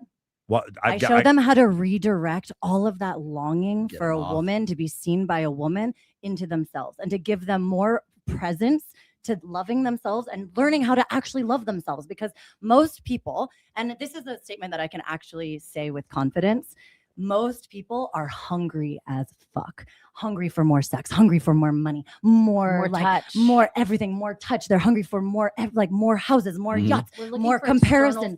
They're constantly outside of ourselves. And again, I've worked with men, not only suicidal, but who are virgins late in life, and they're having a very challenging time by that. I understand why. But what I show them how to do is redirect that energy to themselves so that they can actually come home to themselves so that they stop longing. And you know what happens when they do that? Women are fucking attracted to them. I work with a client. I have a client right now who has 4 dates in the next 2 weeks. When I met him a month and a half ago, he had 0 dates. And part of why he came to me is because I wanted to find his soulmate. He's ready for marriage and kids. This man is fucking epic. He's amazing. He's an amazing man. He really is. He's talented. He's successful. He's got so much going for him. But he was in a place where he wasn't magnetizing a lot of women. Why? Because he was so focused on that outside of himself. Now he is radiant. He's magnetic, and he's brilliant. Yeah, I mean, I also think he wasn't getting a lot of attention from women because women are kind of shallow when they first. Well, I'm just telling you though. Think about the difference though. His biceps weren't big enough. His biceps weren't big enough. I know. Well, that's definitely okay. Perfect. That's one end of the coin. But what I'm telling you is that what I showed him how to do is to feel his emotions, being able to dive in, come into his body, to inhabit his body in a way that he never has before. And I'm telling you, this person is magnetic now. Okay, he walks into a space. I love it. Can we do that? I'm gonna hate myself if I don't do this. I'm gonna hate myself if I do it. But just on the topic of of emotional intelligence, measure of the construct emotional intelligence are insufficiently distinct from other common and better defined measures of intelligence and personality. There's no clear evidence that emotional intelligence has ever been measured as a distinct construct. Again, let's use a different word. What does that even fucking mean? What it means is that it's telling you that it's like not. No. It's a different word. The word intelligence means something. Calling something emotional intelligence is just basically it's a participation trophy. Okay, so what would we like to call it? We could call it like Emotionally calibration. aware? We could call it emotional calibration. Also like nervous system regulation. It's being able to not just. But emotional intelligence is it's a participation trophy. It's like, well, those people are intelligent. I want to feel intelligent. Well, I'm not trying to use this word as like a comparison where you're like, you're emotional intelligent, you're not, so I'm not gonna hang out with you. What I'm saying is that it's a level of awareness that we have, like when we can have an experience where like I've worked with people who have like extreme rage, like people who have literally like done really horrible things. And when that level of rage comes into your body, to be able to feel that fully and let yourself redirect that energy so you don't abuse your partner, you don't kill someone, you don't rape someone. Got it. That is the ability to actually feel you could call it whatever you want, but that's emotional intelligence. No, that's called the squat rack is what that's called. Emotional regulation. We'll call it emotional regulation. All right, here we go. All right, buddy, watch the screen. If your girlfriend dresses sexy to go out without you, she isn't looking for another man. Her hardware is running an autonomous dopamine circuit. The male brain makes a massive biological error. You project your own biology onto her. Men show off to attract a mate, but the female system operates completely differently. When she looks in the mirror and feels flawless, her brain generates its own dopamine. It is a closed loop. She doesn't need a man to validate it. Evolutionarily, women dress for the female social hierarchy. Looking incredible is a status signal to other women. That outfit is not a trap for men. It is her social armor. When she walks into a room wearing it, the attention from other men is just a biological byproduct. It is background noise bouncing off her armor. Her system does not register their stares as an upgrade, and at the end of the night, her internal compass points to one secure location. She brings all that charged confidence and high value straight back to you. So gentlemen, shut down your insecurity protocols. Do not get mad at the armor she uses to conquer the world. Save this blueprint. Comments? Any comments? I completely agree. Completely agree. Of course you do. I think honestly, if a man cannot be okay with his woman going out in her most confident self, her most confident outfit, hair, makeup, that's not your person. Cool. Why doesn't she bring him with her? So Well, for like, me, you so don't for put me the men on personally, with when them. I'm going out, whether I'm in a relationship or not, I'm going dressed up based on what me and my girls are going. Got through, it. right? Why wouldn't you have him with you? Because I why feel does he like need at to be times there? I My feel man like- works at night. Yeah, I feel like at times it's okay for your man to be with you, and at times it's okay for you guys to be separate. Like it's okay for you to have a guys' night, and it's okay for me to have a girls' I'm night. curious if I any want- if any of you ladies are going to contradict this and say no, we actually do dress for men. And is anybody? I mean, wait, only wait. the men that I want to look at me. Yeah. If Right, I was it's gonna men- say, that's how- if it's men that I- I don't want to look at me, I'm not gonna. I can acknowledge tell you their stares. exactly But if that- I'm a hot bitch and I walk in, the man that looks like Chris motherfucking Brown looks at me. Like I love my man, but like I also caught. I can that tell you man's exactly when attention. the right time and the wrong time is. It's when you're in your proliferative phase and when you're in your luteal phase of your menstrual Well, you cycle. say When women don't pay attention to so many guys anyway. They don't pay attention to 90% of the guys Yes. out there anyway. Mhm. So we're not even caring. if No, they're you look- but they're you but oblivious you to are that. you are dressing for the 10% of guys that you do care about.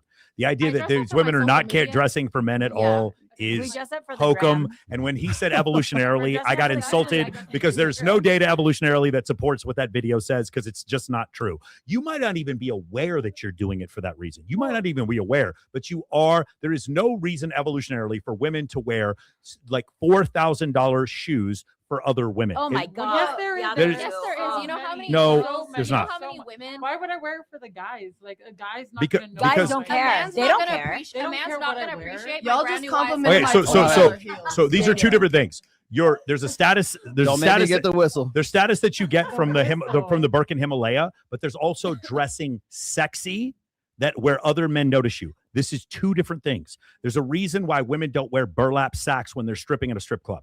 There's This- a reason my Tinder pictures are a reason that they Yes, are. it's Because my point. My pictures are not being seen. the by idea that you're women, not they're doing this seeing for men men, at all, like, by men, please, can yeah. we just try to be honest? Cut the shit. Come on, seriously, you can't possibly expect men to believe that you don't push your boobs up because you don't care about men at all. Fuck That- I those think guys. we compare No, I ourselves do to think women, about which the I feel like it women. has a little bit of the both of it. Like I want to make Okay, sure but that no, my no, boobs are big, I- and all that, I'm- but I also I'm- know that that's what men What like. I'm expressing to you is that your heart beats even when you're asleep, and you might not be consciously aware of it. It's your what's called parasympathetic nervous system.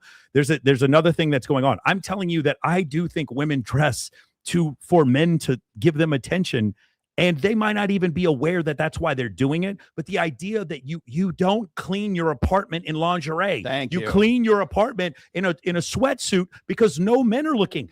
I just think it's crazy that we're still at Yeah, this that point. is so great. I'm also not gonna go Yeah, out. we're naked, just so you know. I We're all clean my naked. house in a bikini. Okay, let me ask you guys a question. Let me ask you a Put it question. on OnlyFans. You're in a committed relationship with a guy, and while you're out, you have some female friends that want to go out and have a girls' night. During the girls' night, let's go above and beyond tequila. It's cocaine, it's mushrooms, it's MDMA. Molly. Hold on, it's Molly or it's ketamine. You're doing those things without your boyfriend present. You think that's acceptable in a relationship? Absolutely not. Only No, if it's Does then raise your hand if you absolutely think that is acceptable to do in a No, relationship? that is You're doing absolutely ketamine, not. blow, you're doing mushrooms, or you're doing For Molly what? without Why your would man. you do all of that? Like, No, what I would, do what all would be that. the point? You go out and just have some drinks and have a girls' night. Hold and on, I hold on. Christina, do you disagree? I just said if he knows, if you tell your boyfriend. Yeah, If like you- you again, the communicate it to communication, him, if but- that's Like, what you wanna okay, do, all right. then- But also, I would. Honey, I'm going to be doing some MDMA. I'm going to be tonight. using Molly with some strange guys. do any drugs, I mean, but you just said it was a girls' night, and not a guys' night. Yeah, like, if a it's really girls' with my night, girls, then- but I'm not gonna do Molly in the house. I'm gonna be so fucking honest. I want to think send I'm gonna be- selfies of my Wait, cute wait. outfit to my man, and then I do want to bring it back to my man because it's like when I'm attracted to a guy and I have a vibe with him, that's You wanna who I'm feel trying to good kick. for him, Even yes, if but he's you even if also he's feel good whatever for it yourself, is, I want to yeah. bring it back to my guy. That's I feel like it comes down to the confidence of the man as well. Like, So if hot. I'm dating you and I'm going out to have a girls' night, the way you met me is the way I'm gonna go out. Oh, I'm with you, but regardless. what if your girlfriends are hey girl, your man's not here. Let's go talk to this really fucking hot guy. go see Hold J-Lo. on. Hold on. Has any of you? I'm just out of curiosity. Do any of you ladies have a female friend who's more promiscuous than you are? Does any of you have a friend? Raise your hand. I feel like Oh, you guys have a friend that's more promiscuous. Oh, okay, but go ahead, go out with your friend, and we'll do some Molly. We'll do some fucking blow together. Does that sound good? Get girls with my girlfriend. No, okay.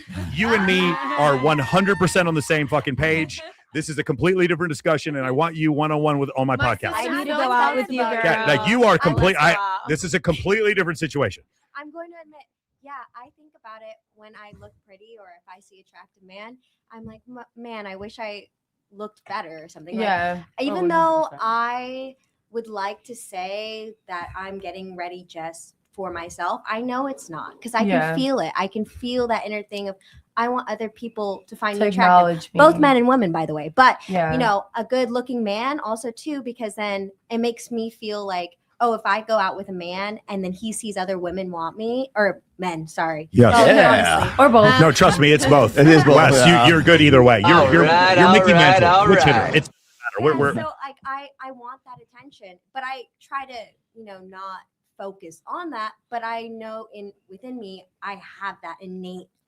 Ladies, I believe that you say this to denigrate men. I'm honestly, it's like, hey, men just mean nothing, and so that's why I'm pushing my boobs up. It's not from. Yes, it is. You might not even be aware of it, but it is. Like, that is the reason why you're like. I'm not saying this because it is some kind of misogynistic fucking manosphere shit. I'm saying this because I've read an evolutionary psychology textbook. We only do things for status and social hierarchy and sexual market value. The idea that you're just doing this for other women, why? It doesn't make any sense. They're not going to get you pregnant or take care of you if you get pregnant. So why are you I do believe that there is a part of you that's like, you do like to stunt on other women. I'm not saying that isn't real. Men, we like to do that. It's intersexual competition. But the idea that you're not dressing sexy at all for men, please, you can't possibly believe that's true. I don't see that many hot men in the wild. Again, okay, ready here. Let's do this real quick. see Ladies, them? a percentage. Where are the hot men? Hold Where on. do you see them? Ladies, hold on, real quick. Let me The know. percentage, come have a seat because I'd love to hear your answer on this. The percent, there's 100 men on average you see. I just want you to think of all the men you see on average. You encounter 100 men. This could be at the club, the gym, all the different places, the shopping market. Of those 100 men, what percentage of them do you find sexually attractive? 1%. 1%? What do you think, Christina? 1%. What do you think? Very specific time. What do you think? Gosh. Speaking of the mic. Depends on the group. 10%. 10%. What do you think?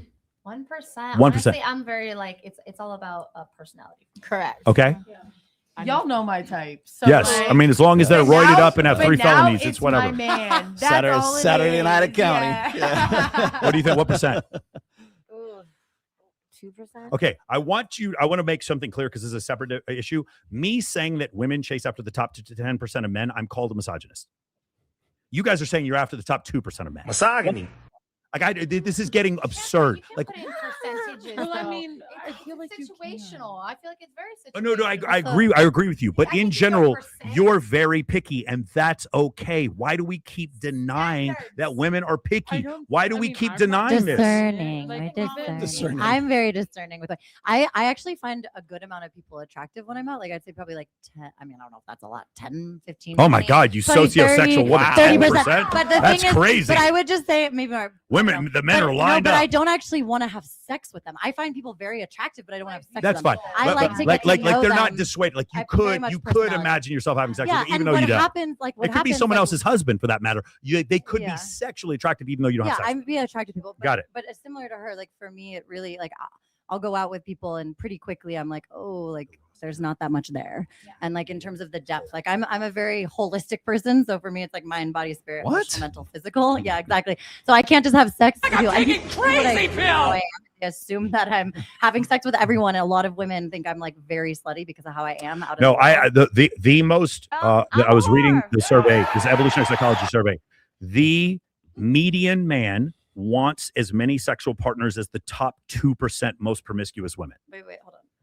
Median The median man. So if I take 10 million men and I say the median number of sexual partners, which I believe for a man is like 20 lifetime. What? Yeah. Really? Yes. It's Oh the median. my God. It's not all men. It's You the got median. a lot of work I to got do, it. I got lady. it. It's Come the on. median. But Get in there. when they survey women who are actual like porn stars and prostitutes, they that's what they say is 20. So it's like the median man is equal to the top 2% most promiscuous women as far as the desire for sexual partners. So I believe you. I've met women before that were guys are like, oh, that girl's a huge slut. And I'm like, I bet you she hasn't slept with as many people as the male strippers in VIP house, like, because they just say yes to everyone. And yeah. Can we play this video? We know. Time out real quick. Mark, could you move to your left a little bit? Could you move up close here this way? Because I do want Mark on camera just a little bit here. Mark, this one's for you. Okay. I want you to check. I want you to check this one. Get roped in eventually. Yes. So can we see how Mark's not on camera? Can you guys move this way a little bit so we can just see Mark just a little bit here? Okay. He's like the Beautiful. Australian and Michael. He's Are set you- me up for this because I know he wants my opinion. Yeah, I was Yes. gonna, are you gonna? I'd love to hear your thing. It's all right. Okay, we're gonna move this. Okay, Go your ahead. Just play Disembodied voice of Australia. the clip. All right, so this is hella long, but just here you go. Yep. How many incels have become killers? We'd say roughly between 7 to 15 around the world. Sorry, how many? 7 to 15 incel killers. And roughly 59 people have been killed in ideologically motivated incel killings. In the United Kingdom? Around the world.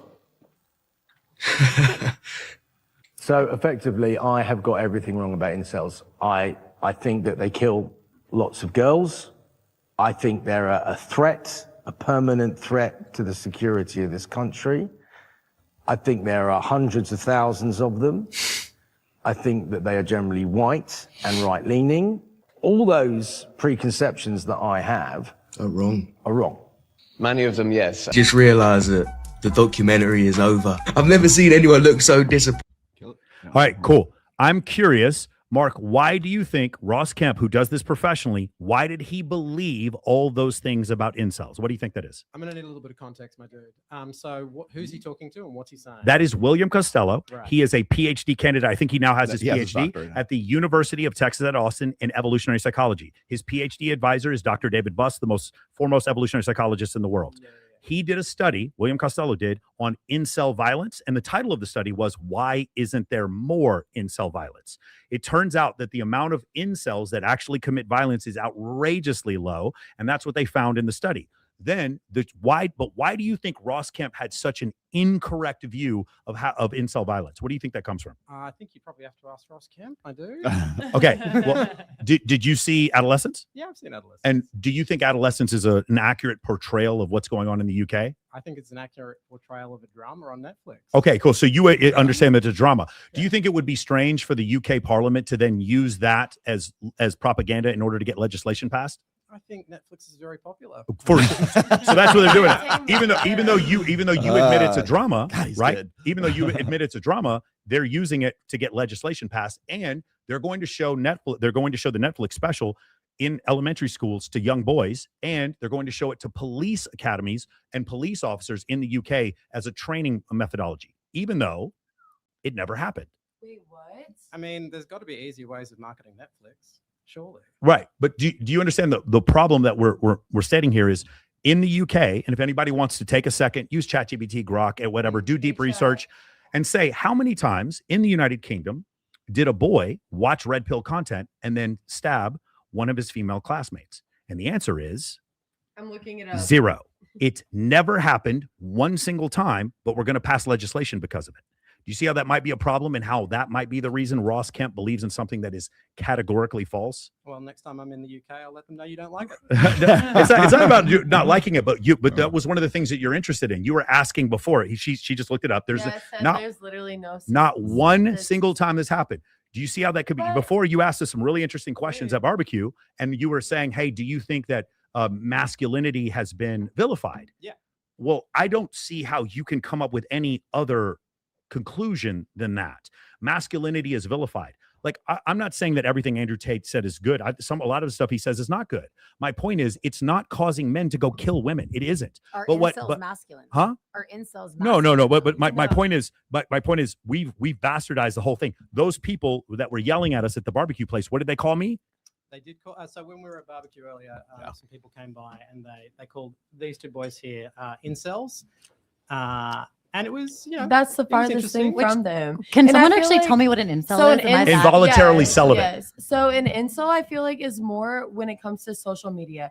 It's in America terms. I know you're talking about the UK, but in America, incels are like usually white, 18 to 25-year-old men on Twitch, whatever it may be, on like going after girls. But I really Live don't in their think- mom's basement. Yes, kind but of I thing. don't. But think are they these- dangerous? That's what I'm saying. They're not dangerous physically, but through the social media, yes. And with what we've seen in America with school shootings and women being fucking abused and shit like that, it is a little bit scary. So it can be like put as that, but misinterpreted, because It when is the data misinterpreted, came yes. back, that's William Costello. He's the Yes. foremost expert on planet Earth when it comes to Yeah. incels. And that's And what I'm even saying. he, who was given a grant literally Yes. by a foundation in the UK with the express intent of finding out about incel violence, and William Costello, zero. who's a friend of mine, was brave enough to Yes. at least come back with the research survey saying there is It's no zero. incel It's violence. zero. This doesn't make any But- sense. This is not what we were taught. And now Ross Kemp, who has a responsibility, I know he was a television star, but he has a responsibility as a journalist to at least keep up on this.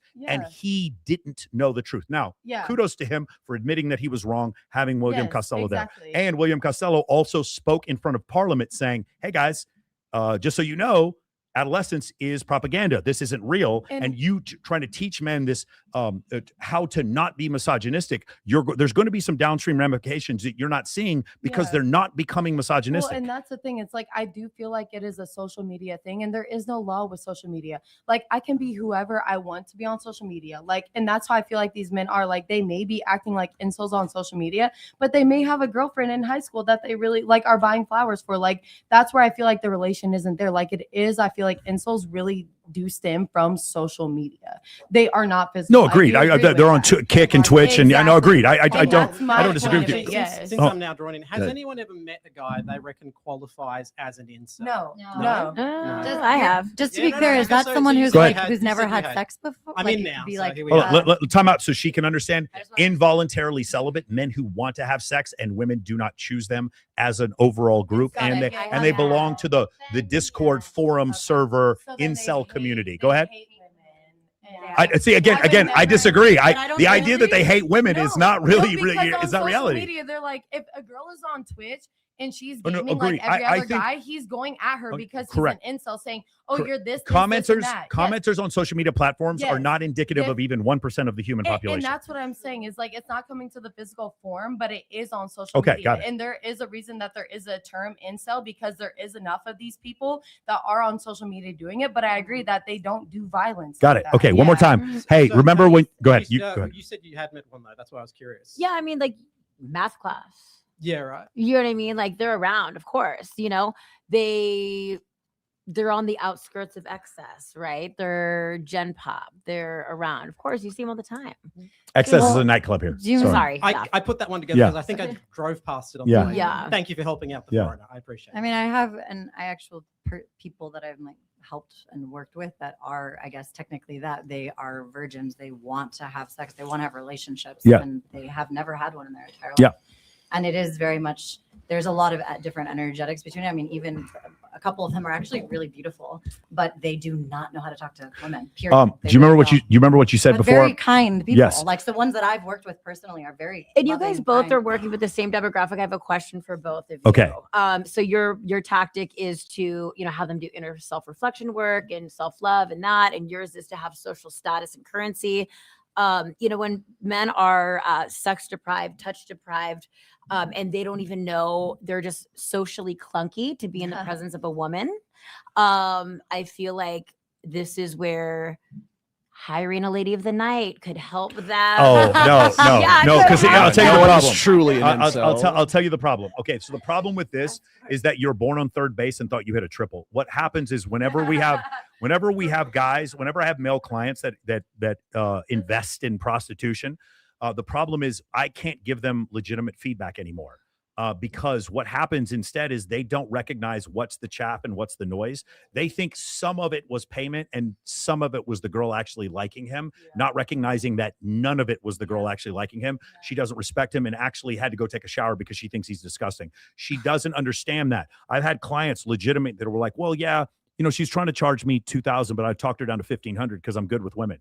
No, bro. What the fuck? That's the problem. I have my toughest clients to deal with are not the ones who watch porn. It's the ones who pay prostitutes because they start to believe that they're actually a little bit good with women. And they're not. They're not good at all. So that's why I would say probably not a good idea. Okay. Go to the gym before you take steroids. I would like, you understand? Yes, I don't. I like that theory. Okay, so that's why I would say that's probably not the right analogy. One of the things that I've fielded this question with actually Zuby on a few occasions. He's wondering why it is that guys will pay small fortunes to OnlyFans girls when pornography, just 4K streaming pornography is free. They can just rub one out anytime they want to, right? But the thing is they're not looking for just the release. They're looking for that connection. They're looking for they're paying for the fantasy that the person on the opposite side of the screen actually gives two shits about them at the end of the day, right? And so, really, I mean, I don't know how many girls are on OnlyFans, but it's really not the subscriptions. Wes, do you give a shit about them at the end of the day? When they give me money. When they give you money? Christina, you care about all your subscribers, correct? I care about some of them. You care about some of them? Genuinely. That's good. I appreciate the honesty. Yes, the ones that tip very well. Well, I was going to say, it's not even so much about subscriptions. It's about the tips, right? You make more money on tips than you were actually doing on subscriptions, right? Yeah. So what I'm getting at is that is evidence of guys who are looking for the girlfriend experience, right? They're looking for something that they aren't getting in real life. It's an escape, obviously, but you have to look at it in terms of it's not just about a sexual thing. So when we're talking about incels, it's not just about the rubbing one out. It's also about the connection that they are lacking just in real life, and this as far as social skills and everything else. And now they're doing it with AI girls, AI OnlyFans girls. Oh God, here it's just cue the robots. Bring the robots in. It is the weird thing. It's the individual connection that they have with. Because I know I'm friends with Nicolette Shea. We had Puma Sweet on here last week.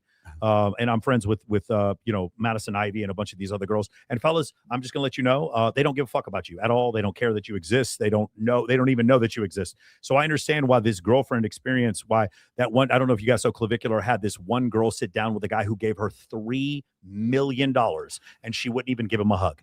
She wouldn't even give him a hug at the end. She's an asshole then. At that Can you play this one? Because this is a great transition. Wait. I have to. Sorry. Hold on. Listen to Bree. Someone who is talking to the mic.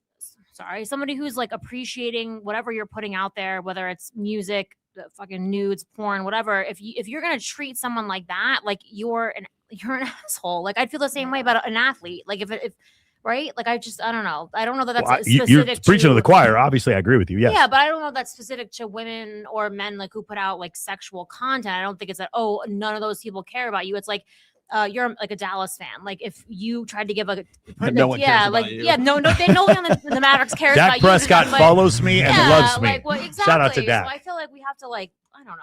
I feel like we're like attacking a certain kind of person, but that exists in all different kinds of. No, agreed. But I'm just pointing out in this instance, what men want is a connection in addition to the nudity and the graphic sexual nature. They want something in addition to it. That's why OnlyFans exists and why it's not just studio porn. Can we watch this one? Wait. I have to reach out to one of my fans here. He says he only super chats roll up for the connection. I love you. What, Derek, I love you. I really care. Yeah, keep following. And then I've got they dress the way they do because they are in competition with each other for men. Ding ding ding. Can I add something? Yeah. Please do. I think okay, so when you dress better, you get treated better. Yes. Yeah. That's true. There's many times I'm very bummy and I get treated like I'm nothing, and then I get dressed up and I do my makeup and I get treated like royalty. So I think that's important. Sure. And I would say the same thing for men. I tell men when they're having trouble with access in nightlife or in social situations, just dress better. Yeah. Pocket square, cufflinks, like dressing really well. This is what I did when I first moved to Vegas. I didn't know anyone. It was probably around 2012. I would wear a suit out. Even in the summer, it was miserable, but I would wear a suit, and every VIP VIP host would just let me walk wherever I wanted, and it allowed me to meet everyone. So I think dressing better definitely is a great advantage. When I dress like Batman, everybody respects me. Yes. Okay. Let's talk about dating in OF and the exchanges that you make for worldly finances. I started doing OF 3 years ago and I made great money. But I think that with everything that isn't of the light, it's an exchange. Meaning I started making a lot of revenue, but my personal life, my relationships with men, those were very strained, and it was an extremely dark time. I met a lot of people, they would want to sleep with me, but they never would want to claim me as their girlfriends or anything further than that. A lot of men would tell me that they think that me doing OF was the biggest mistake that I ever made. And I was trying to explain to them that one day I have a feeling that this is going to be a part of my story and my testimony.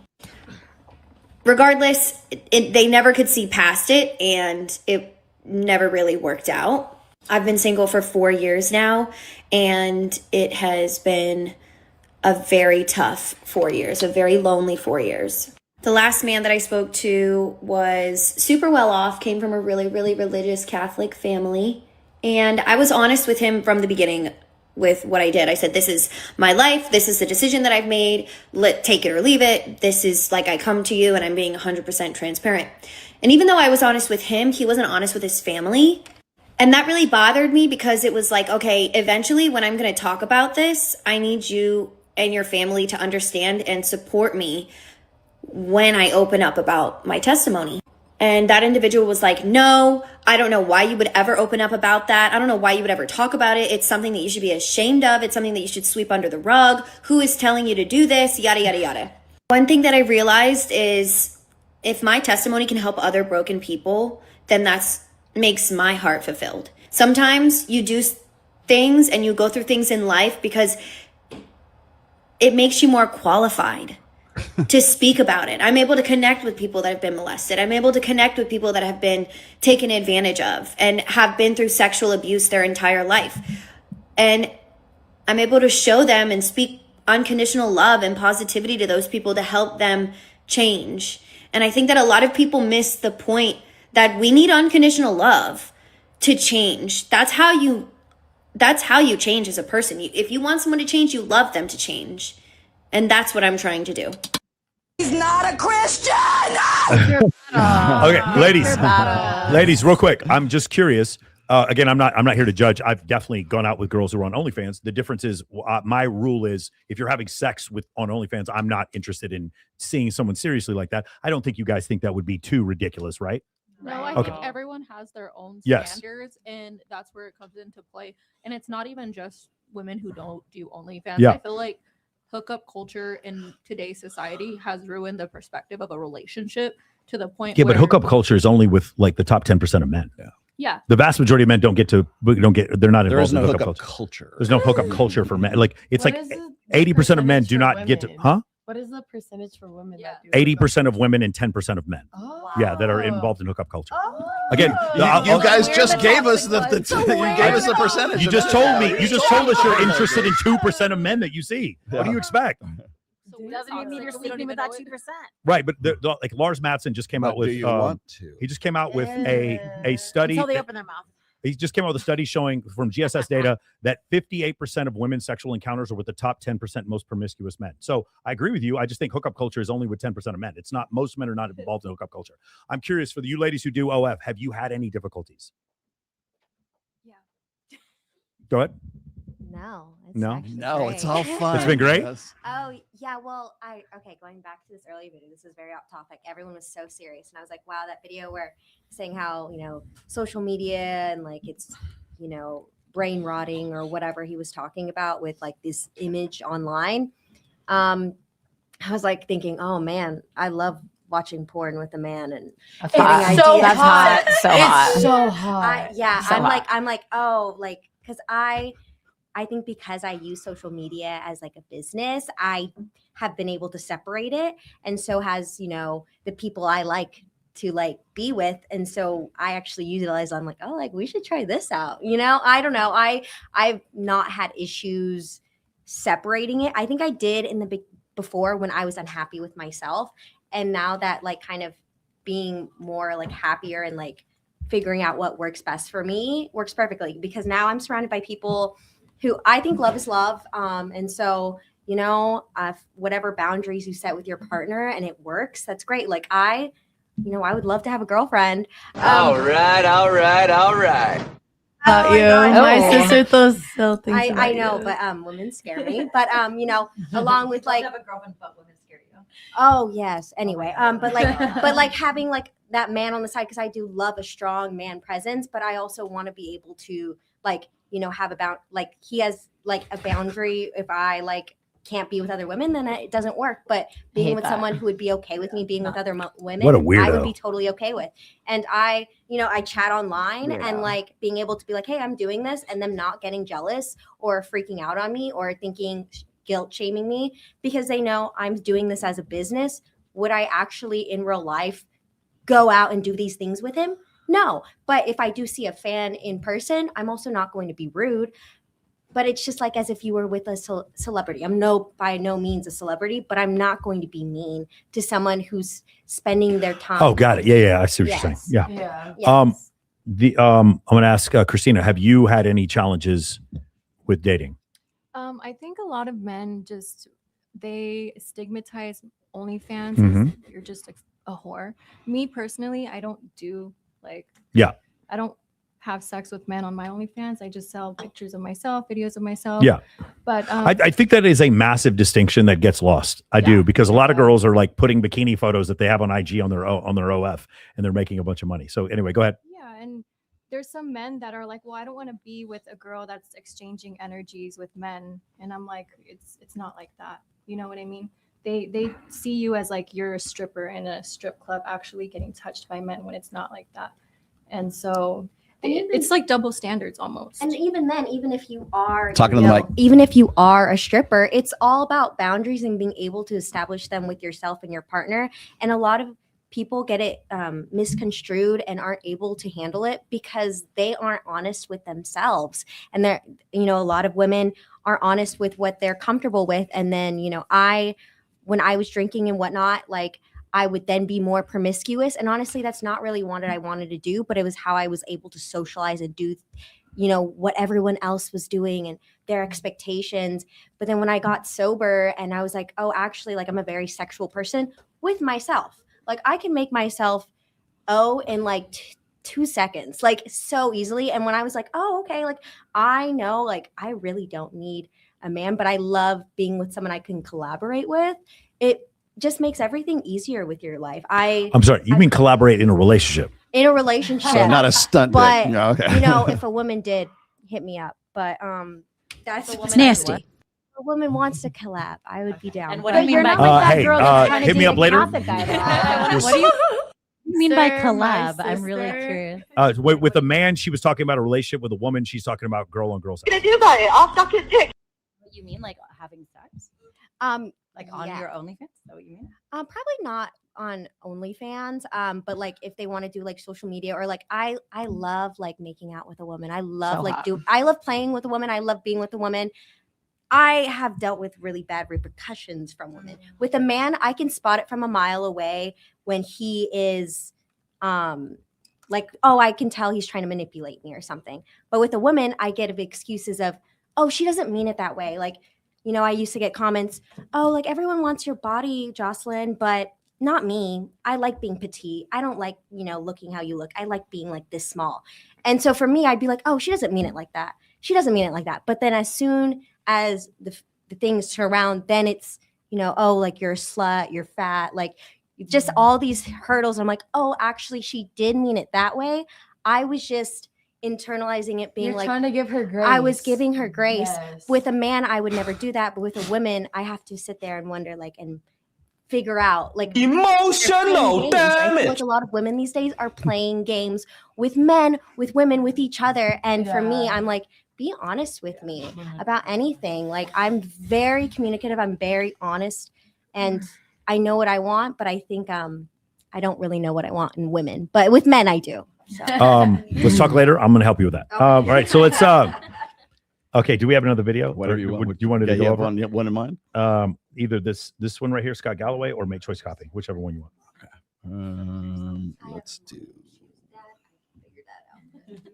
There you go. See, I got a That's my party screen. on Saturday, and a girl I like. By is the way, gonna this be is there. West What should I on wear? camera. Me. What? Do you want an attractiveness boost or not?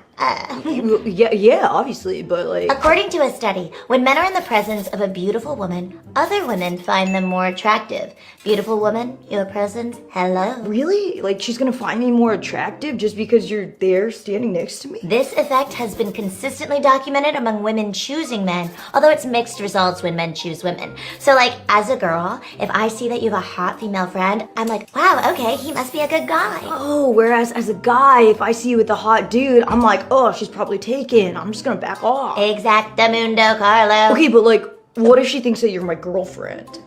Even better, bestie. Make choice copying is when your chances with someone grow if you've already been chosen by someone else first. It's like a shortcut. You're like, wow, this guy's already been vetted. Ooh. Okay, is this why it seems like you're always more attractive to women when you have a girlfriend or you're married? Yes, it's theorized that this is a strategy women employ to identify men willing to commit to a long-term relationship. It's like, oh, there he is, in a relationship right now. Perfect. I want him. Wow.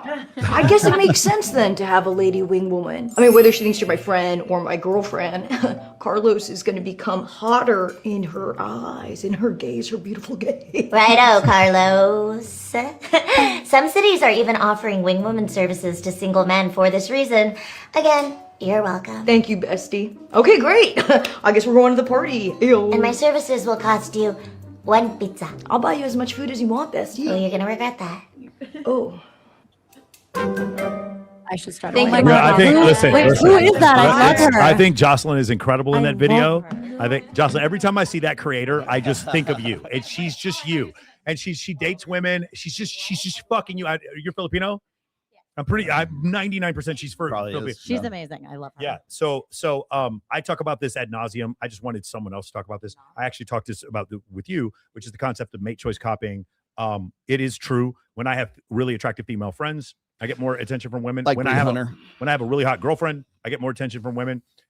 And even when the women know I'm not sleeping with them, with the girl that I'm with, so like my friend Kindly, people know we're not sleeping together. She's married. Even that, when I'm with her or when I'm with CJ Sparks, she's dating a good friend of mine.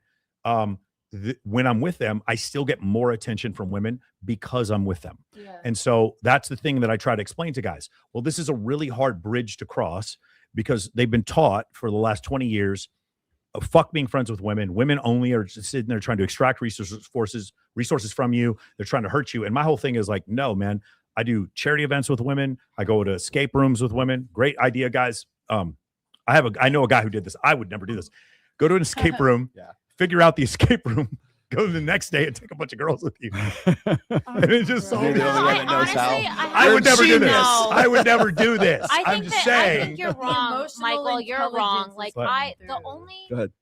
And I didn't even know that he was one of your disciples at the time. But I met one of like the men of action at a party once, and all the things that attracted me to him were none of the things that you espouse ever or in your course. It wasn't because he was by a bunch of women. And honestly, I don't want to give it away, but I won't. I would just say that like How big were his biceps? No, that wasn't it at all. Like all the guys in the program, honestly, to me are like physically attractive, but it wasn't because he was quietly confident, he was kind, he was funny. So what I teach. So what I teach. That's not we can have that debate another time. It's not a debate. It's literally in my course. It's in the course. Not to be kind. Cliff note, because I don't think that's the gist of it. It is the gist. The beginning of you, honey.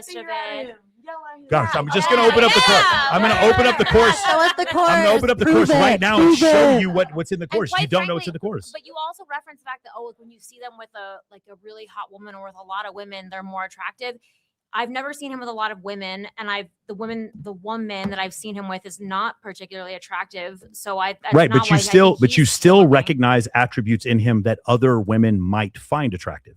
that's a stupid thing to say. So what does that even mean? So let me get the fucking mic. Or yeah, I'm like, let's go. Other like what exactly? Like that he's charming and that you like talking to him and he was smart, confident. intelligent. Like what?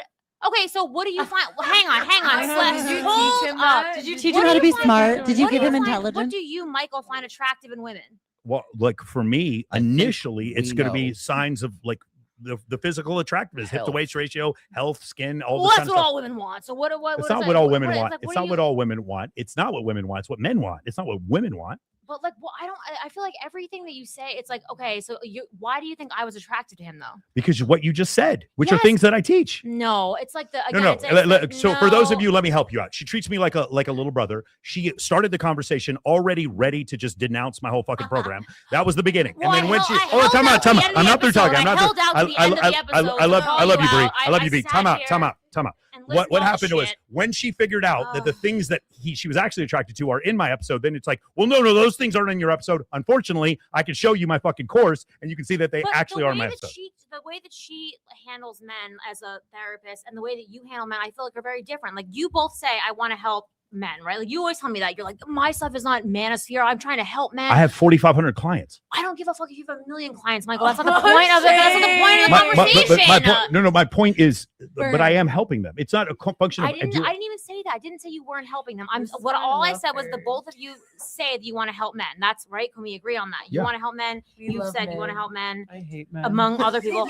So, but I feel like the pathway to get there, both of your pathways are very different. And I think that, right? And I think that I agree more with hers. I think that your core, you wanting to help men is a very noble cause. The way that you both go about it is very different. And I think that the way that she goes about it is more psychologically sound and happier and kinder versus the way that you want to do it. I don't understand. I guess that 4.99 rating I get on Trustpilot probably came because of the ratings on the 4,500. It's it doesn't matter. Like I just don't.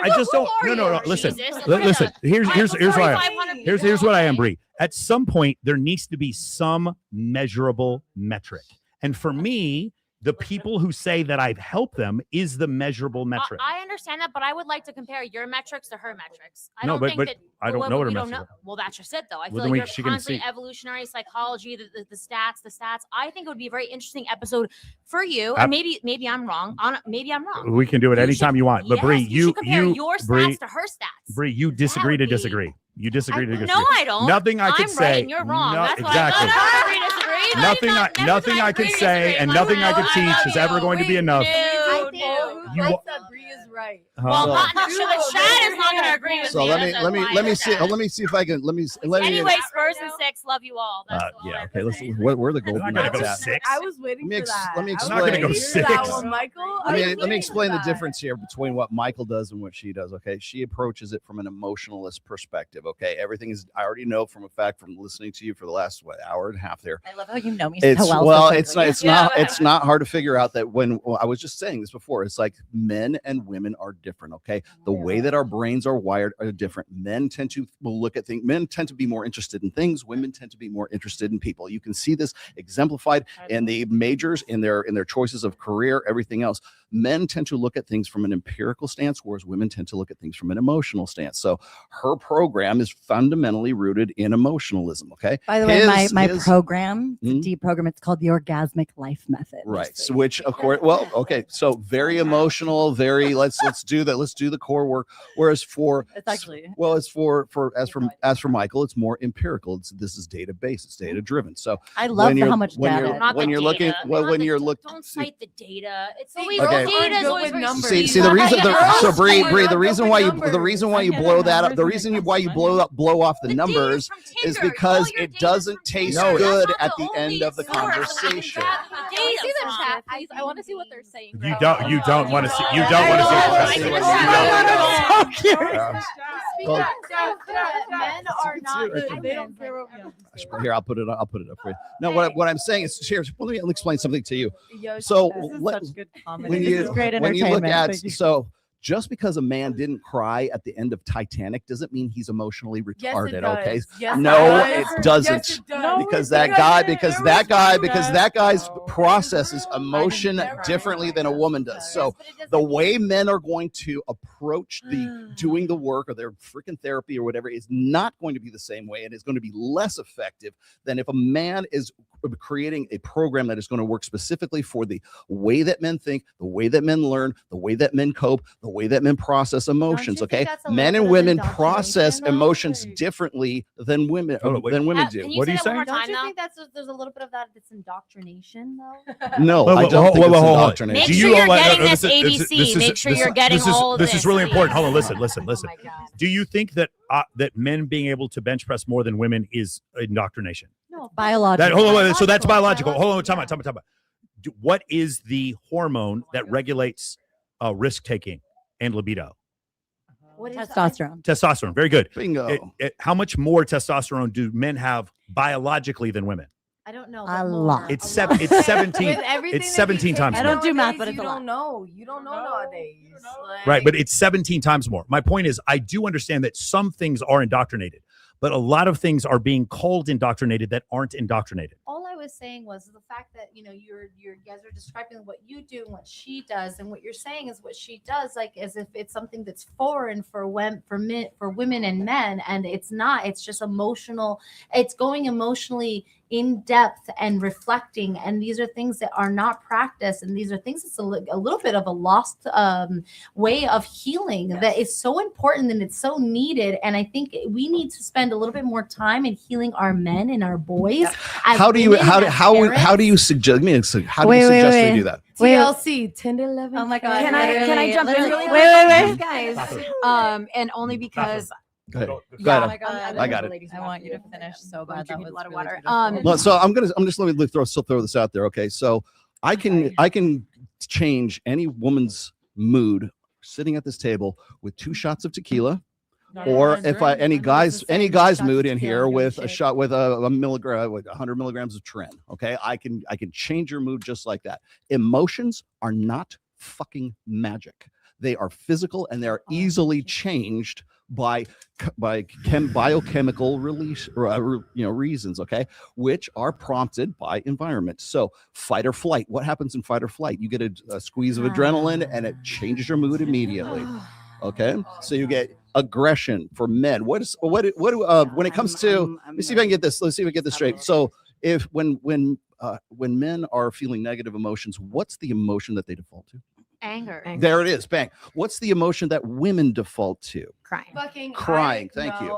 So what I'm saying here is that even in the emotional state where your brain is producing, I'm not an endocrinologist, but they're putting the chemical cocktail that's running through your bloodstream right there, that is going to change your mood. So is it possible then that men and women have different biologies and different brain architectures that predispose them to processing emotions differently? So we've already declared that that's very clear. That's an absolute yes. It's an absolute. It's not even a question. I feel like there's a lot of assumptions being made right now in a lot of ways. I appreciate you so much for what you shared. I appreciate you so much for what you shared. And I feel like actually what this woman shared, I don't know who that was, but we didn't really get to drop into that a little bit more. But she was talking about the unconditional love, that people need unconditional love. So, and that's how you heal someone. That's how you change someone. Do you remember that? You're not going to get that from Catholics, though. Did you remember that? She was talking about the guy that she was seeing. She's an OnlyFans girl, and the guy that she was seeing was Catholic, and he comes from a deeply religious. All right, so let's backtrack. Let's backtrack. She was just saying that that you can't change someone, you can only love them, and then that's the only way that they could possibly change. You can love them so as they are. If they 100%. come with the table of who they are, there's so much. If somebody wants to change, they can change. But if they come to the table exactly how I am, I come to the table with what I have. If you don't accept that, then that's what it is. If you want to try and face me, this, and that, you already know what you signed up for. Is love okay? Look, I think we can pretty much establish that love is an emotion. Yes, the feeling of love. Correct. Yeah. Can I ask? It's a chemical response of dopamine, serotonin. Wait, let Mark go. Go ahead. Just it seems like you and a lot of you have very different ideas about what men and women bring and carry on in a relationship. Right. Are there concrete examples? Oh. Yeah, use that one. A new microphone. Are there concrete examples of very specific roles that men and women should play in relationships that are different? Well, there's the masculine, feminine archetypes. Yeah. Men should be protected because as a female who interviews UFC fighters, I train MMA. I know that if it's me against a man is going to beat the fuck out of me, even though he may be scrawny, whatever the fuck it may be. But when it comes to a man, like in my aspect, like I need protection because I do feel like a lot of the women here, like we make our own money. We're obviously independent. I came from a mom who was raised by a fucking mom who only had fucking girls. So we're raised in a generation of like, okay, girls have to do this, this, and that. We don't need a man, but women do want a man. But we want a man in the aspect of like protection. We may make more money than you, or like, because I honestly feel like in our generation, women do make more money. We're more motivated to go and make money. But I want a man who's going to protect me, who is like accepting of me, but also in the same way I'm accepting of him. Like, I don't know. It's just like, we always debate into this, and I always feel in the middle ground of. No, you're right. What you're Here's a better question. How did women? This is from the super chat here. How did women heal men 5,000 years ago, or 10,000 years ago, or 20,000 years ago? If women would try to heal men back then, none of us would have been here today. We literally can't, but all we can hope is that a man is gonna like learn from and like again, I feel like with everything that we see on social media, what's being pressed, like, oh, we want a nice guy, this and that. Honestly, if you're attractive, like doing what you can, like it is personality. You don't have to do this and that. I totally agree. Yeah, I'm not a looks maxer, and I'm not a black pillar. I totally agree that it's personality. Go ahead. I don't think there's necessarily archetypes anymore. The Native Americans, they kind of played into not the gender roles per se. If I remember correctly from my studies in California, they make us do like studies of Native Americans in like 4th grade. Because the way I see it is like, personally, I don't need a man to always do everything. And I'm not going to fit the archetype of being the woman that's going to stay home and clean cook and clean. You're going to come home and do your laundry. I will. Listen, exactly, Wes, but you bring home a couple girls. I think everyone's going to look past whether or not that you don't cook or clean. Why is she smiling so hard? Oh my God. But the thing is though, you know, people ask, I had a girl that used to be roommate. She was in love with this guy that I was talking to, and she was like, oh, well, she doesn't cook for him. She doesn't clean for him, blah, blah. And I was like, I got him sober, or not necessarily him sober, but he's hanging out. He's going to the gym now. He's taking care of himself. He doesn't need me to cook or clean all the time. I'll do it when I have time, but I'm doing stuff. He's also doing stuff to better himself. Exactly. What we're doing together is we're cohesively building and like collaborating together. But they're putting me in that archetype of like, oh, she doesn't cook for him. She doesn't clean for him, blah, blah, blah. Meanwhile, what is she doing? She's getting drunk every night, going home with a different man, only cares about the one man that doesn't give her any attention, and any guy that does give her attention, she doesn't want anything to do with. And she literally flaunts like, oh, like I go on so many dates and I don't even care about these guys, lies and says she doesn't sleep with them when I'm like, why are they spending the night then? So like these women like want this archetype of fitting in these roles, and then they themselves cannot fit in it. Why? Because they're not honest. I don't need to say anything else. I think I completely agree. Exactly. I think that's the point. It's like I appreciate, listen, I teach presence to, I know you're not going to believe this. I teach present moment awareness. I teach gratitude, and I teach more like recognition of mortality in my course. It comes later. In the beginning, it's not what I teach. It's a little bit more of an advanced thing. I teach that to my guys. But in the beginning, those things, when you're ignored completely and totally by women, I love the fact that you guys want these men to be more vulnerable, open, and deal with their internal childhood trauma. So do I. The problem is they are getting drastically ignored by women in the interim while you're telling them to heal themselves. And the more they heal themselves, the more unattractive they become to women, even though it's the same women telling them to heal themselves. That's a statement. That's not an accurate statement.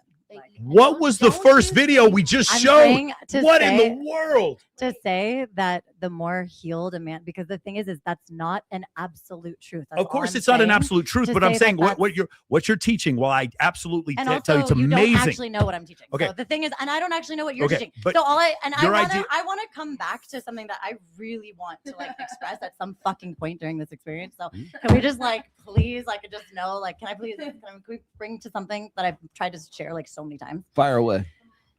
First of all, you guys don't know me. I don't know you. I'm not trying to judge you. I'm just listening and receiving, and I'm curious. I don't know what you teach.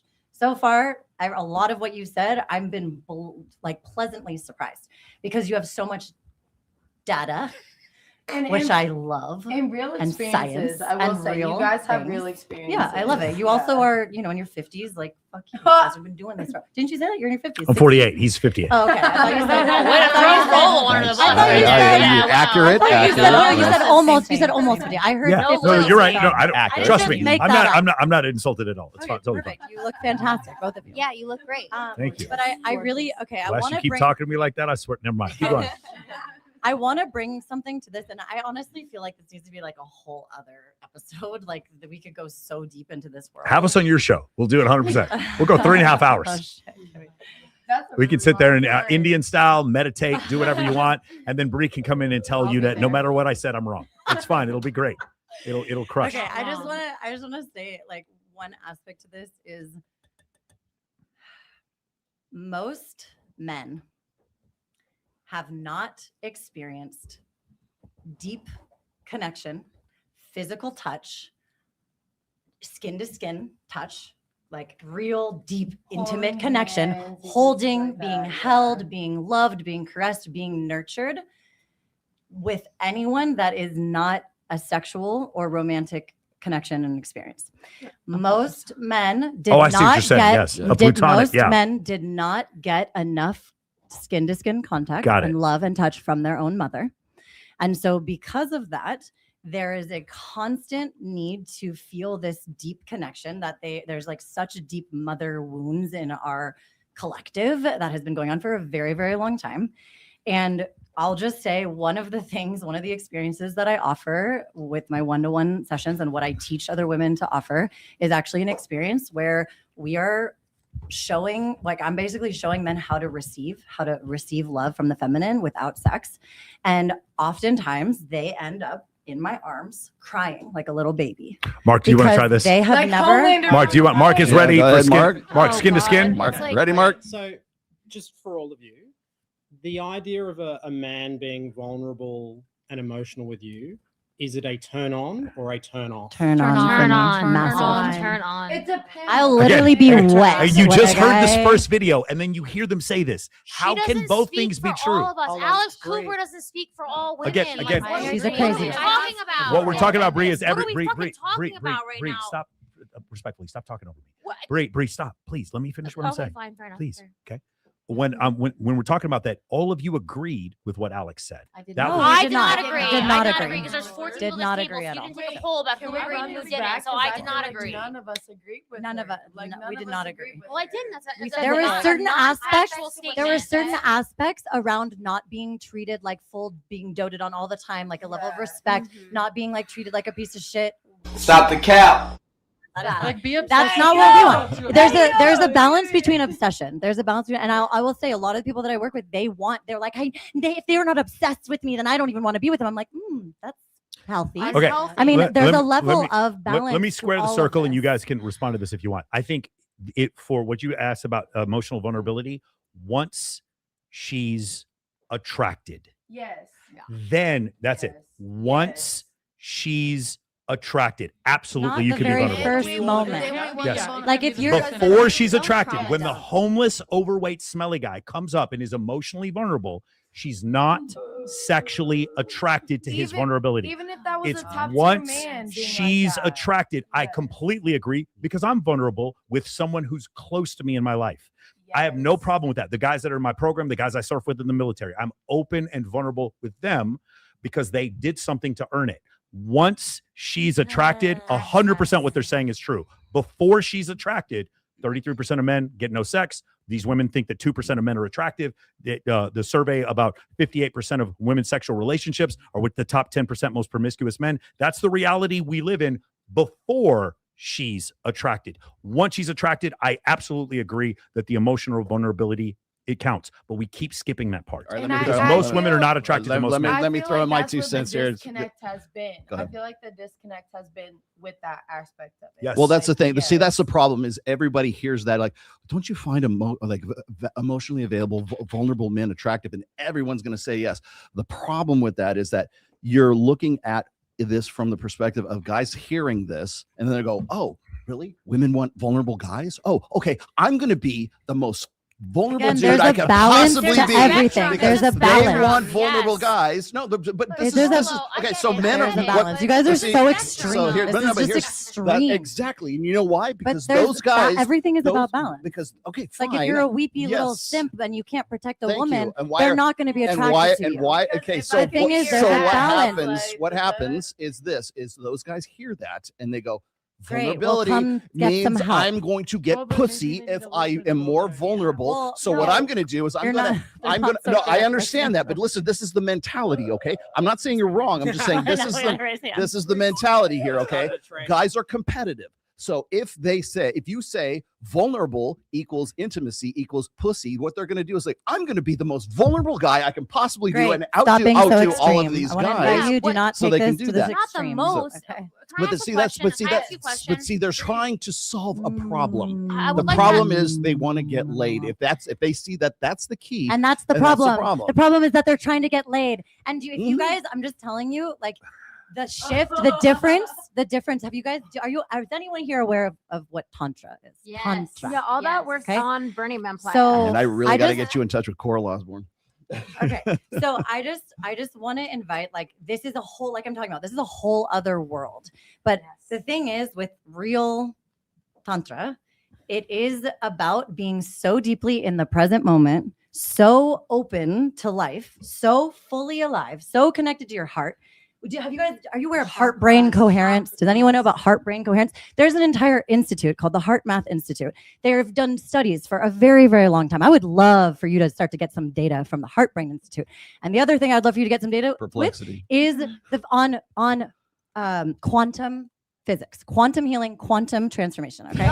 Do you know? Okay. So I'm going to tell you. I don't know. Again, I don't know what you know, but I'm going to tell you that I play in the world of quantum. Okay. So in quantum transformation, okay, you can heal something and transform something in a matter of minutes, a matter of hours. I'm sorry, Dr. Joe Dispenza is not really a doctor. Okay, I'm not talking about Dr. Joe Dispenza. Dr. Boss is not really a fucking doctor. They do there's real research. Ant-Man was in a Marvel movie. Spent a lot. Dr. Joe Dispenza is a PhD in chiropractic. I'm just telling you, they spent a lot of money. There's a lot of money that has been spent on scientific research around. If you guys seriously don't have any idea about like the research behind quantum, absolutely looked up the research. Quantum physics, quantum we can get into the research on quantum physics, the research on quantum healing. There is no peer-reviewed data on that whatsoever. That's adorable. We'll enter the quantum realm in a moment. Let me finish answering Mark's question here. Okay. So when we're talking about vulnerability here, okay. The only time vulnerability is in any way attractive is if that guy's predominant personality is already an alpha to begin with, okay? Because what happens is when that woman drags that vulnerability out of that guy who is predominantly alpha. Oh my God, I love you. That is endearing. That is something that it makes is the hottest thing. It's so sexy. Because what it 100%. So what happens to guy has to do you all agree with that? Yes. No, this is interesting. So well, it's like taming Tarzan. You're only interested in vulnerability once you've got an alpha.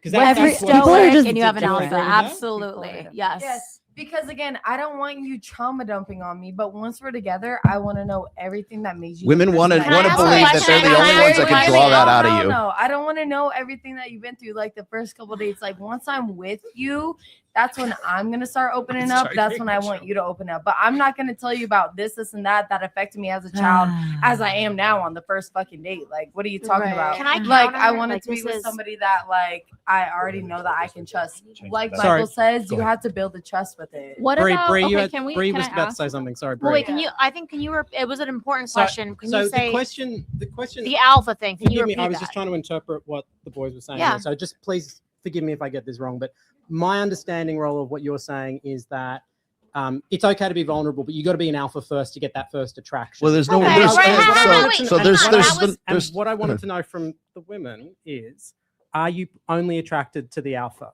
Not me personally, but I would like to counter. I would like to ask the men a question. That's like saying you want a caring woman, right? You want a woman who's caring towards you. After I'm attracted. Exactly. Yes. So, but I feel like I'm not a hypocrite. we I'm the argue- same way. we- We're both the same. Yes, we're not the same. But we You two are argue. friends, right? She looks after my cat. You love She each looks after other? my cat. You can imagine. No I one's feel gonna like kill we each other after argue this. so This is much why in we brought her circles on, so I this can show, say. though, we argue in circles where it's like you keep going back to these like, shallow viewpoints where it's like Initially, it is attraction. shallow. Initially, it is shallow. Then it becomes not shallow. Okay, Well, but okay, Well, Bree, I when love you you. can- Bree, top it. I love you. My relationship with you is not shallow. It's Initially, not. It's not. That's the initially, when crazy you and I met, we probably had some preconceived notions about one another, and then later on, we got to know each other as friends. Yes. That's my point. In the beginning, it is shallow. In the beginning, you do look at his shoulders and his biceps. But I didn't In the beginning, like or dislike you based on your No, no, attractiveness. no, I understand. I I didn't understand like that. you based on your viewpoints that you but espouse publicly. initially, That's but a the very different in the thing. very first moment, from an unfamiliar environment, when women are not giving most men attention, I'm not talking about you and me. For most people, in that case, it is shallow initially. But you're not staking on the same path. But this is a good point though. Why do you like me as a friend? What do you value in me as a friend? Because you're funny and you love cats like I do. And that's my point. When people say to me like, "How can you not agree with Michael on almost everything and still value his friendship?" All the things that I like and appreciate and value about you are none of the things that you're encouraging other people to be. Exactly. I like you because you're kind and you're Yes. caring. You think that's vulnerable and that's shitty. I don't like have a because problem you're with kind and reliable. caring, I but think I you're just don't know. intelligent outside of this Again, shit. I totally You're agree with you. But the problem is, I'm saying that to do those things after she's attracted. That's all I'm saying. But, So but this we're is not an having sex. aspect So of if we're not having sex and you're not looking at me as attractive or not, but you're still Oh getting. no, to this that is different. point. Your relationship with me is like with a dude. It's not the same thing. Well, okay, then we're getting at something here. But I don't think that you're only saying that you only truly value beyond the physical. No, if so you have it's a little weird. This is an interesting question because nobody's ever asked me this before.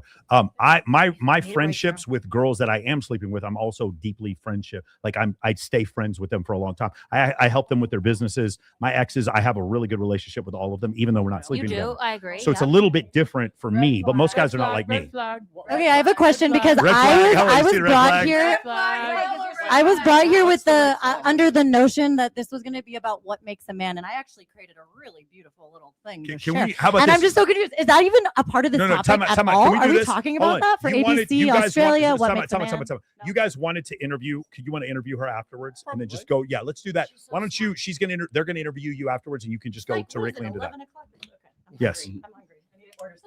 Guys, I'm taking everybody to Peppermill after this. If you guys want to, I okay? love peppermill. Okay. Hey, can I ask a question? Go ahead, please. Yeah, Please go ahead, ask a question. please. One question that I have is we're talking about vulnerability. I don't feel like we're only focusing on the romantic aspect of it. Thank you. Good. Yeah. Good. There's Good. also platonic relationships Yes. between a male and female where it's okay for someone to be vulnerable, but at what point is it okay That's for a the great platonic question. person to be vulnerable? That's a great question. Yes. For me, one of the issues is if I am trying to invoke attraction in the opposite sex, I know that I need to reserve some vulnerability initially. They mentioned it before about a guy trauma dumping on them. However, if it's someone like, if I went through a horrible breakup, I would tell Bree all about it.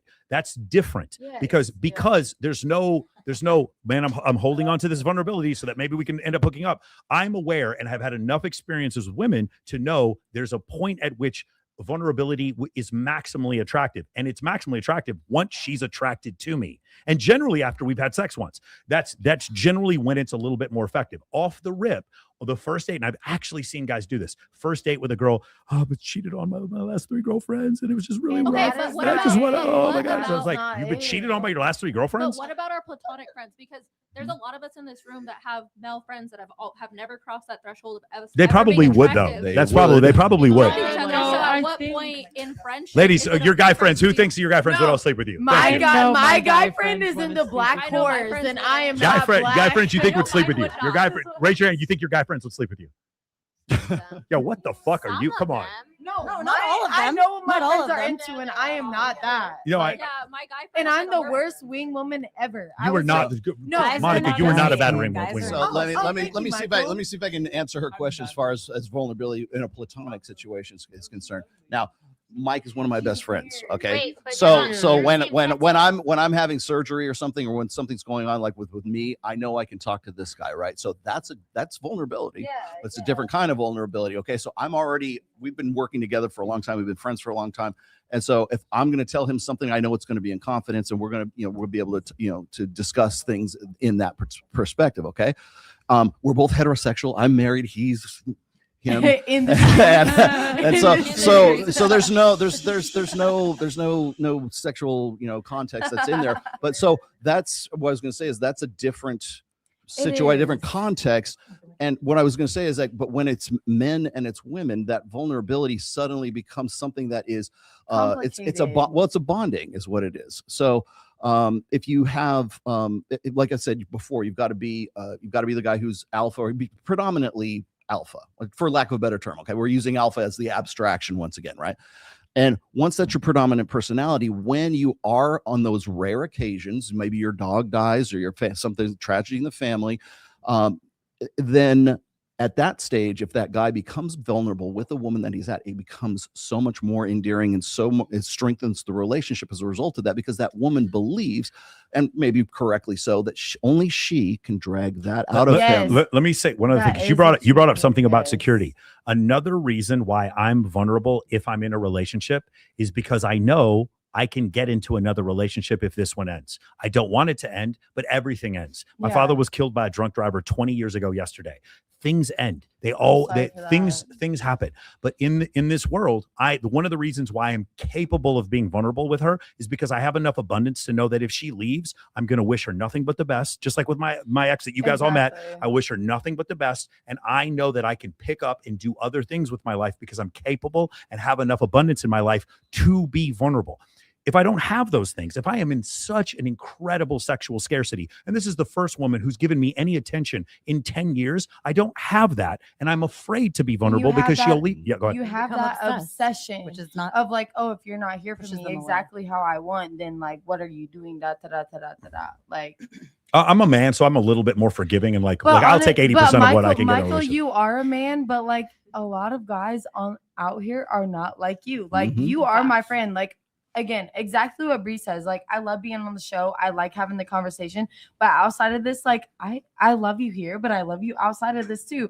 A lot of men are not like that. And I know that you're trying to like teach them things like this, but sometimes like it's hard to teach. Like, you're just a genuine person. Rolo, you're a genuine person. You're here trying to help people. Some people just don't have that like mentality built into them that like you just have to be genuine. I got a good. Oh, Mark, is this what you thought was going to happen? I have no plan. Okay. This show that the one I'm making is all about what makes a good man. And every time I ask people what makes a good man, everyone says the same shit. Like, it's protective, it's that kind of stuff. I want to know for each and every one of you, what is your unpopular opinion? What is the thing that nobody says out loud about what actually makes a good man? Ooh, and in the chat, you can answer that too, guys. In the chat. You know the thing that you all deeply believe but you never say out loud, because I don't want to hear the protective. I've heard that. I've heard everybody all around the world tell me that. What's the thing that nobody says out loud? I think about what that really makes I a think good man? that everyone's saying high value man, and that's equating to being a multimillionaire. Rich, yes. And it's like, again, I don't really think that that's what equates to being a high value man. What does then? Emotional safety, like I said, because of vulnerability, right? Like, so providing that. And if I can feel like he can open up with me, then I can open up with him, and that he's not going to just use and abuse me to provide and protect. But I think that things get so extreme and blown up out of proportion because of social media, because of what people are seeing. And yes, I think that a lot of women are getting confused, and just like there's the red pill chatter, there's like the women chatter, and it's like, oh, well, is he getting you a Hermes? Is he getting you a Kelly? Is he getting you a Bentley? Okay, it's like, okay, well, like he's not, but he loves me. But yeah, like 100%. He's not getting me a Bentley, but like Somewhere Shira 7, her ears are burning. And you do I just said love he's it? not giving you a Bentley, but he loves you. But Somewhere no, right now, because- Russell Hartley's fucking brain is and exploding. that's fine, because a lot of average women, not in the influencers, this and that, who are used to Mercedes and Bentleys, like real ass women, like all of us here, who I know half of the girls who are here, we don't have Bentleys, we don't have Mercedes, but we're trying to find a man that like accepts us for us, we accept them for them, and we're trying to build something together. Like, yes, I would love a man for me to buy me a Corvette in 1970s like style. If y'all hear that, like, let me know. My girl- I would my love girl. that. But you Shout out guess to the what? I'm not Stingray. gonna I'm not You know, gonna that's marry beautiful. you because you buy me a 1970s Corvette. I'm gonna say thank you, son, and go on to my man. We Like- also don't want to be Barbara the Builder. Don't want to be Barbara the Builder. Let her go. Let her Your go. word is what what makes a man a man. Your word, without that, you have nothing. Exactly. Your word. Do your actions line up with your words? 100%. That's It's the like your most important actions. thing, because that's what creates emotional Okay. safety. Do your words and actions align? So that's trust. Are you Are you going to do what you say you're going to do? Because a lot of men, they like to future fake. They like to talk and hear themselves talk. It's like, no one told But me. also, when it comes to trust, like, it goes both ways, because I'm a girl. I know bitches are sneaky as hell. We're not even I'ma be talking about honest. infidelity. We're not even talking about I've it. been For a me- sneaky bitch. I've been a sneaky bitch, and I know All right, men all are right. also sneaky. Like, All right, it's Monica, not- Monica, it's Monica, not hold on, hold trust. on. It's what you're gonna do. Star Child, go ahead. No, you. What do you? What's Damian, I know you wrote a bunch of notes. So for you, like, what's the thing about being a man that people get wrong?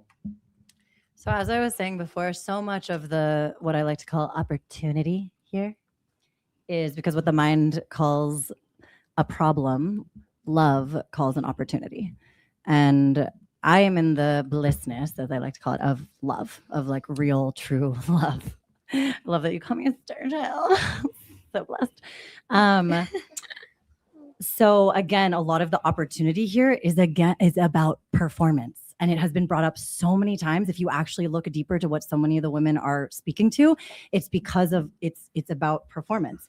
So real masculinity, as I see it, is about presence and is around not just performing, but to actually be able to inhabit themselves, to be able to inhabit their body, to be able to feel, like actually let themselves feel what is coming up for them, to be able to like be taught to be able to sit in the discomfort, and to be able, what happens if you're willing to sit in discomfort, for all of us, Yes. anyone, if you're willing to sit with the feelings that are really challenging, with the uncomfortable sensations that come up in the body, what happens is that we actually expand our capacity to hold.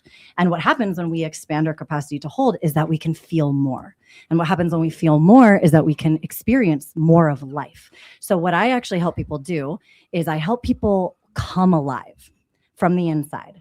So what happens when we fully come alive and inhabit our bodies from the inside, we become multi-orgasmic, and we are able to experience becoming orgasmic without sex. So here's the magic of why I am called an orgasmic oracle, why I created the Orgasmic Life Method, is because what I help people do is to expand their capacity to hold pleasure. If you want to be able to feel pleasure and joy and orgasmic bliss and like all of these things that we want, be able to like even hold the amount of money that we want to have, to be able to hold the kind of relationship that we want to have. If you want to be able to feel those highs, you have to be able to feel the lows. You have to be able to dive deep into the discomfort, to be able to feel the depths, be with the challenging emotions, to feel with all of that. And what that thing is of the darkness, like that thing that people are afraid of, like to be able to feel a lot, that void energy of like the numbness and the discomfort, that is the feminine. The feminine is the infinite void. That's from where all of you, no one came here without entering through the portal of a woman. Okay. And the fact is, there most of us are afraid of women because we're afraid of that void space. We're afraid of the darkness. We're afraid of the depths. We're afraid that if we let ourselves feel so much, it's going to take over us and we're not going to be able to ever escape it. We can't get out. And that's where like the fear of like committing suicide and all these things. But the fact is, if you're actually willing to let yourself feel it all, you will transform it. And I've helped people. I was in a walker a few months ago with a debilitating spinal injury. Literally couldn't get. I was peeing on in a bucket on the floor. Okay, I was told I had to get $100,000 surgery to fix it. Hi, I'm here. Just a few months later. So you know what else I had? Endometriosis. Was told I had to have surgery or get on birth control and just live with the pain for the rest of my life. I healed that naturally. You know what else I've helped people heal? Everything you can imagine under the sun, from debilitating everything. Like, and the fact is you can say data and it's not whatever science, but I've experienced it over and over and over and over and over again. And the way that we do that is through being able to expand our capacity to feel. I feel that. I totally am picking up what you're laying down, girl, because trust me, I get it. I get that. And I do want more men to lean into that space because it would be, the depths of passion would be amazing. I understand that on every level. But these guys aren't doing that. They're not leaning into that. I'm not telling you, great, perfect. I'm not telling you that you guys need to do that. I'm just offering another perspective. And the fact is if we can open ourselves up to expand our perception of reality, to actually see that what you want between, like the fact that you just want what's between a woman's thighs, right? The reason why you want to go home to that portal so much is because that's the fucking portal from which you came. Okay. So the fact is that that's the portal from which all life comes. That's the portal that you came through. Okay, that's how you got to this planet. They want to go back home, No, girl. exactly. They wanna go back and home. and think about that. Think about To the that. woman. You want to go back home. Okay, what I'm literally helping people do is to actually go home. And the thing is when you go home, you realize that you don't actually need sex in the way that you thought you need sex. And then when you actually do make love and have sex later on, it's beyond your wildest dreams. Like I'm talking about sexual healing, sex How to magic. get her together with Janelle. So I'm talking about We real, gotta get like those, you know. infinite That would be- orgasms. that I'm would be an- talking about. That I would be can an help- infinite podcast. Everyone It would here go has the forever. ability to Yes, have it like would. infinite orgasms where Those you can men literally be in only exist orgasmic at bliss for Burn or hours and hours. Green and hours. Okay, so to be a real man is Perfect. to I don't go to Burning Man, to and be, I experience to it, be so. a real man is to enter the void and be Come home. be multi-orgasmic. Got it. Okay, Come so Hold on, Christina, I wanna know. Christina, you want to re-ask the question again since we got a little off track? Let me ask the question. I want to know the unpopular opinion about what really makes a good man. You know, the stuff that people like don't say out loud. Hygiene. I think what makes a good man is, are you able to make a woman feel safe? Are you able to make a woman feel safe? Are you able to not project your insecurities to her? And you know what I mean? I think that's one of the most important things for me. And in order to do that, you have to be connected to your heart. Got it. And I feel like Mark you from have to Australia, be connected to more than just your cock. in the you're Ethereum. Got it. asking Mark from Australia. You're asking like what do women need from men that isn't the norm? Like I've asked women all these questions. They're saying the same answer. If they're saying the same answer, why is that like not the answer to it? Like if we're saying that we need like somebody who's protective, why is that not enough for that to be the answer to Westy, it? what do you think? Oh, What's your take? again, please. I wanted to know What's the maybe better way of looking at it. What's the unspoken thing you're looking for in a man? The unspoken thing when I'm looking for a man. So I've been in a few different relationships, and you know, I thought I needed a nice man. I needed someone who could provide for me. I needed someone who could protect me. I really thought that's what I needed. And then I would get with these men who were extremely nice to me and, you know, do XYZ for me. And it still wasn't enough. And it came to the realization, why is that not working if that's exactly what I'm looking for? I'm looking for a nice guy who doesn't yell at me or treat me terribly. He provides, he takes care of the bills, and, you know, is protecting me in a sense that I feel quote unquote safe when I'm with him. And then it came down to, I'm looking for someone who also is independent of me, that I can feel that is his own separate entity. And that I was with these men who didn't really understand or love themselves enough, that they were projecting how they thought I needed them to be. And I was accepting what I thought I needed them to be. And we weren't compatible because it wasn't working, because I didn't love myself to realize that I needed someone could argue with, who didn't give me exactly what he said, like Put you on everything. a pedestal. Well, he puts me on a pedestal, but he also is telling me when I'm wrong, when I do need to look better. And the honest truths are like, I did an audition and he was like, you're not going to get the job in the outfit you're wearing. And how did he know that? Because he used to do the auditions and he would be like, the way you look right now, you're not going to get it. And it was tough love, but it was in the sense that like I needed that. So what's the unspoken thing?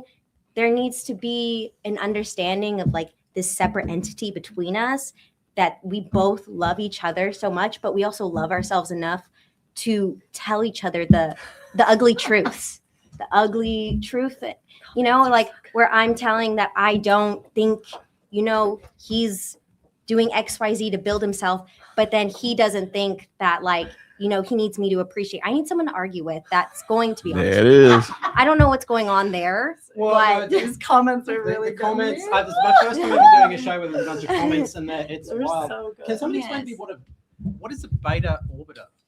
Oh, it's someone gets put in the friend zone. So orbiter means it's like they just hang around in the orbit of the girl. But then know your place and move on. And then they're not willing to like make a move where they got friend zone. That's what it means. Or is that just like a platonic friendship and people just no. So there's a platonic friendship. Like her and I have a platonic friendship. Then there's Are you sure that's a friendship? Yes, of course. What are you talking about? She takes care of my cats. There's nothing you can do more than for me than take care of my cats. Listen, but then there's like if I was trying to shoot my shot secretly, but I was too afraid to try to shoot my shot, that would be a beta orbiter. Does that make sense? That's the most. But then like girl parent just fucking do it. Like literally. Like that's You ain't gonna tell me. Like, and I don't gotta tell you. You ain't gotta tell me. I'm telling the people all of your podcast, OnlyFans subscribers. No, and I don't orbiters. even have OnlyFans and none of that. But it's like again, everybody says shoot your shot. Oh, I'm gonna get like she's not gonna do this, not gonna do that. At least and then move on. You're obviously gonna find a girl that's gonna fuck with you the way that you are, like this, and that. If you shoot your shot, you shot it. You airballed it. Give a fuck. Everybody lasts for 3 seconds. But like move on from it. Like I'm a girl. 3 seconds. I'm right here. That's not cool. Hey yo. I've shot my shot. You know how many times I've been hella like I'm taking crazy pill. Dead ass. But guess what? Did I keep shooting my shot? Yes, because I'm a fucking baller. Ew. Hey, anyway, Bree, like you know Michael the best here, as far as I can tell. What is it that you think? What is it you think? Sorry. Here we go. That is an insult. I'm sorry. This is awesome. No, what is it that you wish more men knew about what women actually think about them? Is that honestly there is no right answer. There is no course. There is no nothing. It's for every girl. Well, there is no course. I'm sorry. You're saying there is no course. I mean, isn't that what the boys do? Well, no, it's not an insult to it's not an insult to Michael. It's just that I feel like the world is random. It's like asking how do you raise a kid right? If there was a formula, if there was a method, then the world would be a perfect place. So when we come on here, and I get that's the shtick of the show and that's the thing, and I get it, but I feel like I've been on the show how many times? 5-6 times. It's the same conversations over and over again, the shit in the comments, the same archetype of women that come on the show. It's the same conversation and we never get anywhere. And you know why? Because there is no right answer. There is no solution. It's going to be different for every person. So, and what I would say to the men, women out there, how do I find love? How do I be a high vibe? It's going to vary person to person. If anything in the world, from the beginning of time, how about just focus on trying to be a decent human and move from there? Focus on yourself. Move from there. Yeah, focus on yourself. Move from there. There is no right answer. You know, it's like women want, men want. That's bullshit. Women, we're all different. What I want is going to differ from what she wants, what he wants. It's all going to be different. Just try to be a decent fucking person and get out of the chats and just, like get out into the world. That's the other thing. Yeah, also just come find on. yourself. Yeah. Find yourself. Find your own who you are, because there's so much of this external validation that we're trying to find, and every women and men do this as well. It's all about coming back and reflecting on the inner, because we want all the answers. We want to find all the answers outside of us. It's all within us. Hey, Rollo, as Bree was talking, your eyes were rolling pretty hard then. Why? What is it you disagree with? Because there are certain similarities, there's commonalities that are just simply unignorable. So there are systems. And so that's in nature, that's in human beings, that's in anything else. So there are certain things that are going to remain consistent. It's like saying we are just random acts of chaotic atoms just smashing together, and we're just coming together as everybody's different, and everybody is going to be some sort of chaotic mess of whatever it is that they just happen to luck of the world. And what that really is to me anyways is there's a difference between, I don't know if you're familiar with the phrases hyper agency versus hypo agency. Now hyper agency means I happen to the world. Hypo agency means that the world happens to me. I refuse that outlook on life. I happen to the world. I enforce my will on the world to create law in the chaos to begin with. So that what do I have to do? I have to look for similarities. I have to look for where human beings are very good, if nothing else, are very good at pattern recognition. And that's exactly what, even when there is no pattern, we will see patterns like in clouds or in the acoustic on the wall, things like that. So we will see those things for our betterment or for our not. The same thing applies to mathematics. It applies to all the sciences, applies to everything that is a system. The only thing that suddenly is not a system is men and women coming together. No. The only thing that can't be understood is men and women. One random star over here finds this other random star over here is bullshit. We have men and women have similarities that have been going together, finding each other for 200,000 years right now. All right, but so those logic, are the systems. why is Michael not happily married, settled down with a woman with the Oh. children? Oh, Why- burn! No, Time out. it's Time not out. burn. It's not a burn. Michael is I Michael is very happy